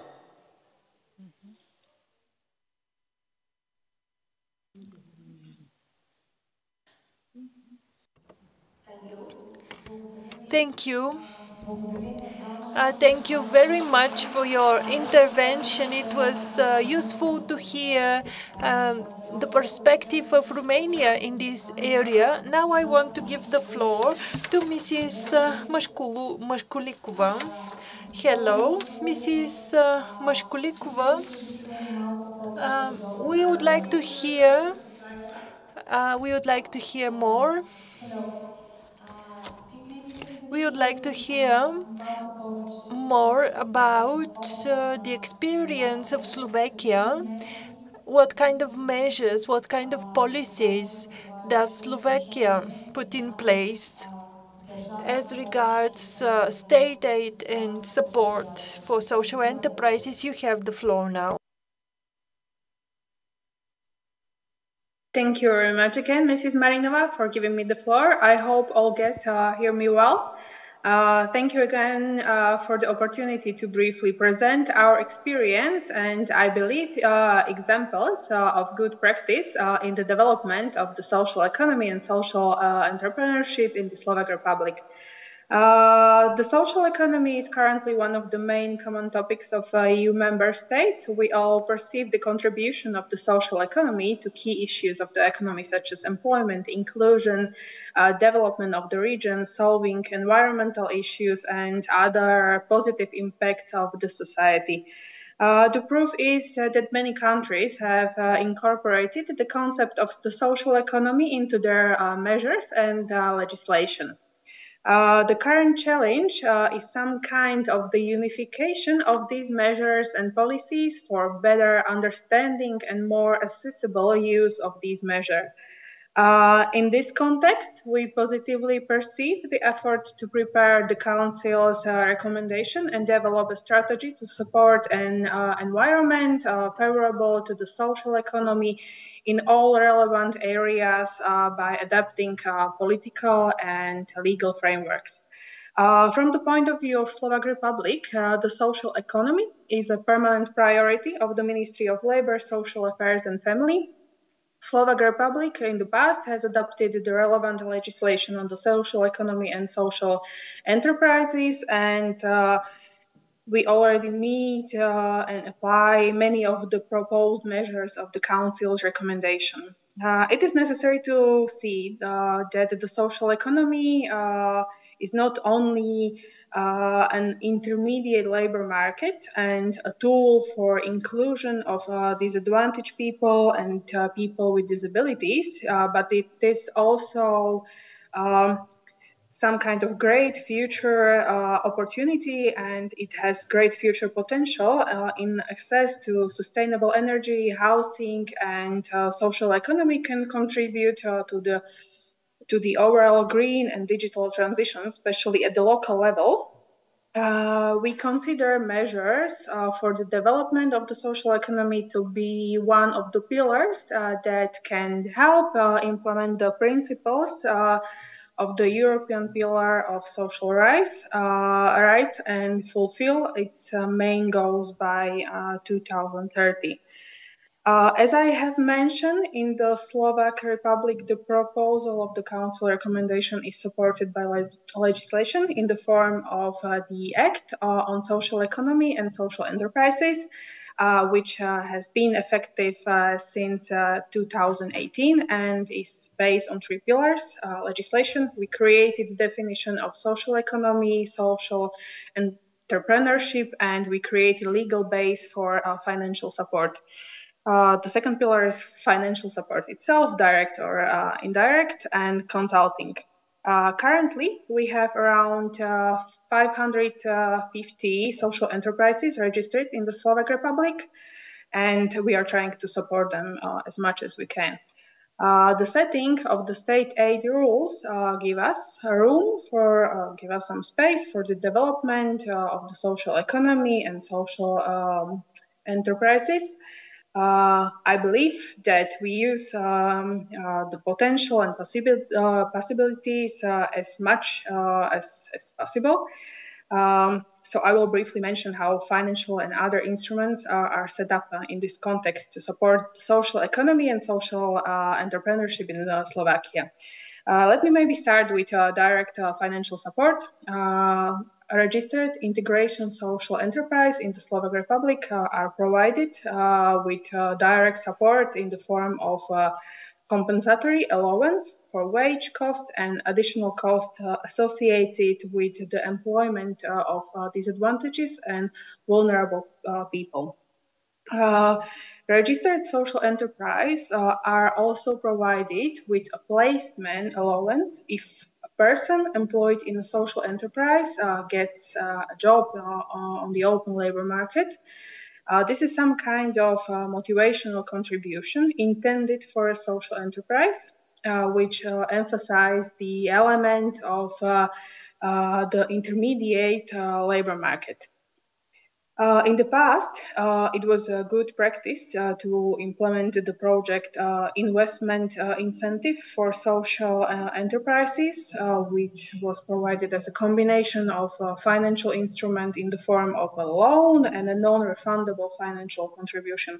We are going to continue with implementation of this project, but based on the good practices from the past. Talking about indirect support, we consider tax policy and public procurement to be a fundamental form of indirect support for social enterprises. In Slovak Republic, we have been using a reduced value-added tax rate, 10%, since 2018 for social enterprises that reinvest 100% of their profits back into their businesses and sell their goods or services to natural person, public administration entities, or other registered social enterprises. The second way is public procurement. As part of the support of socially responsible public procurement, there is a legal obligation for all public procurers who have started or implemented at least 10 public procurements per year, except of low-value contracts, to use social or environmental aspect in at least 6% of these public procurements. The public procurer has also the right to determine that the public procurement is intended only for registered social enterprises. And the third way is that in case that the supplier of the services, goods, or construction work is a registered social enterprise, the public procurer may enter the contract directly if it is a contract with a low value, and in this case, the procurer does not have to go through the public procurement procedure. For this purpose, we created catalog of social enterprises, so we support social enterprises that way too. Indirect financial support also includes an innovative form of supporting demand for social enterprise services in the form of service vouchers.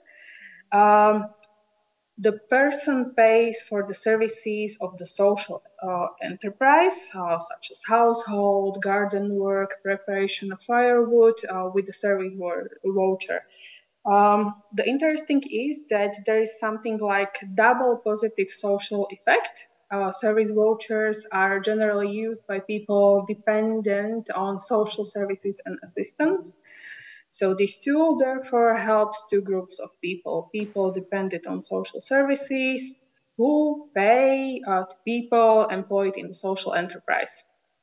Last but not least, it is necessary to mention the support for the development of infrastructure and the visibility and promotion of the positive effects of the social economy. The supporting infrastructure of the social economy is built throughout Slovakia and it is concentrated in the regions. We currently have 8 regional centers of the social economy open. They provide all the necessary information regarding social entrepreneurship, establishment of a registered social enterprise, and support for social enterprises free of charge, of course. We still see some significant space and several areas in which the social economy could develop its potential. The Social Economy Act in Slovakia defines, in addition to an integration social enterprise, also a social housing enterprise and a general registered social enterprise whose positive social impact could be achieved through other forms of providing socially beneficial services like ecology or social agriculture. In cooperation with our partners, we have adopted the action plan to support the social economy and social enterprises in Slovak Republic. Our goals are focused mostly on counseling and developing the social economy.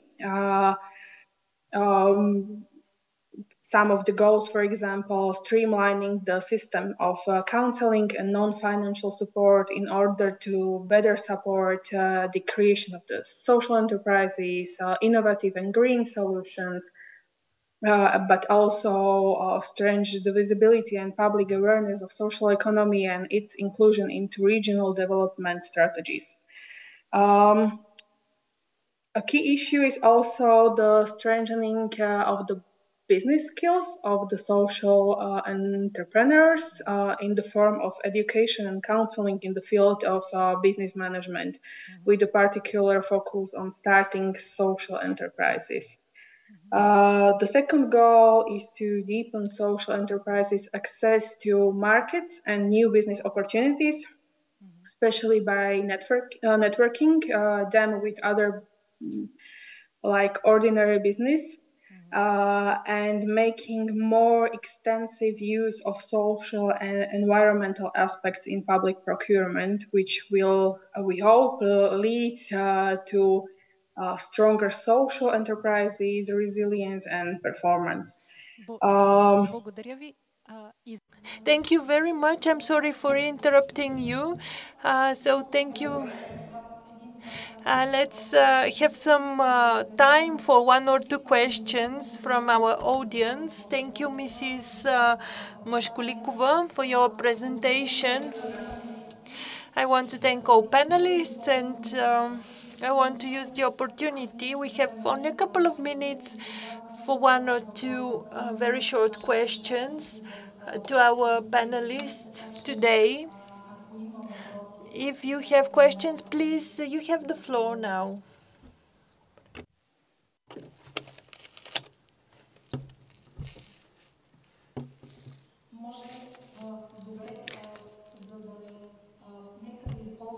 Let's make use of the time available so that we can end up as scheduled, as planned. I will take advantage of the opportunity to introduce our last participant, Mrs. Christine Moreale. She's a vice president of the Wallonia government, Minister of Employment, Healthcare, Social Economy. We would like to... Good afternoon, everyone. Fellow ministers, secretaries of state and delegates to the Sofia Conference of the Monitoring Committee of the Luxembourg Declaration. For Belgium, I'm Christine Moreale, Vice President of the Walloon Government and Minister of Employment, Training, Health, Social Action, Social Economy, Equal Opportunity and Women's Rights. I'm truly honored to be able to speak to you today in this role and on behalf of all Belgium.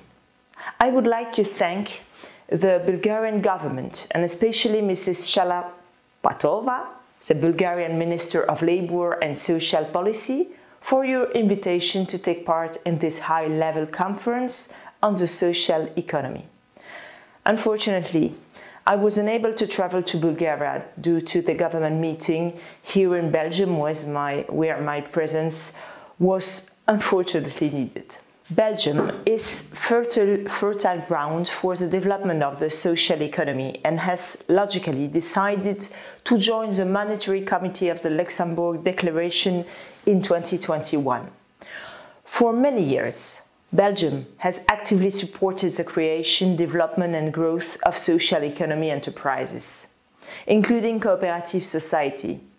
Wallonia was also a pioneering region in Europe, adopting the first regulation of the social economy.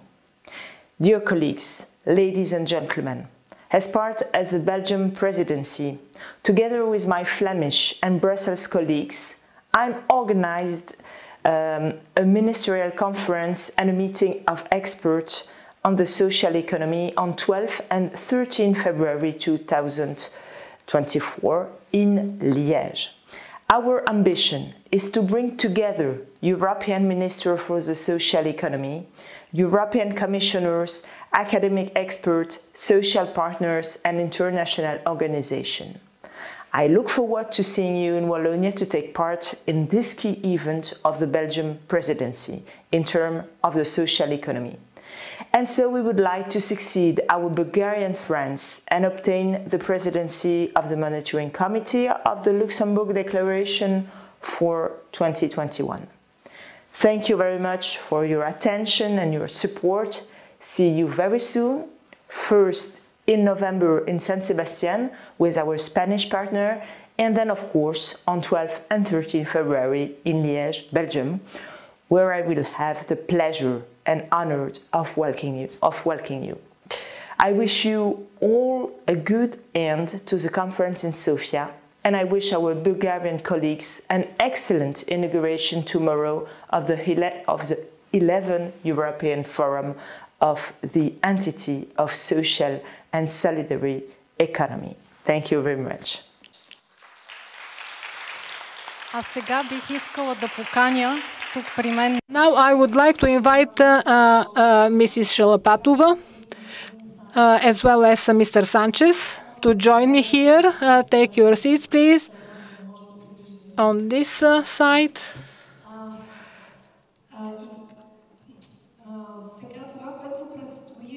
What is pending is good practice in the spirit of the activity of the Monitoring Committee. I'm talking about the conclusion of agreement between the Ministry of Labour and Social Policy of Bulgaria and the Ministry of Labour and Social Economy of Spain. This agreement will be formalized during the next months to come. But I would like now to officially announce the initiation of this agreement between the two ministries, the Bulgarian and the Spanish ministries of Labour and Social Policy. I would like you to applaud the initiative.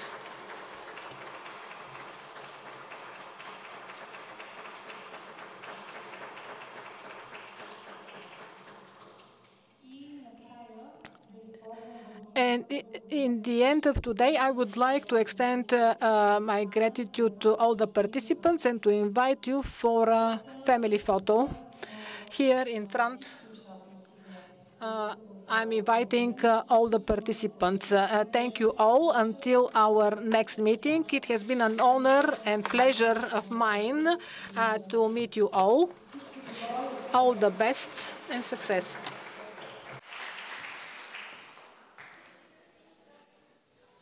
Заповядайте отпред.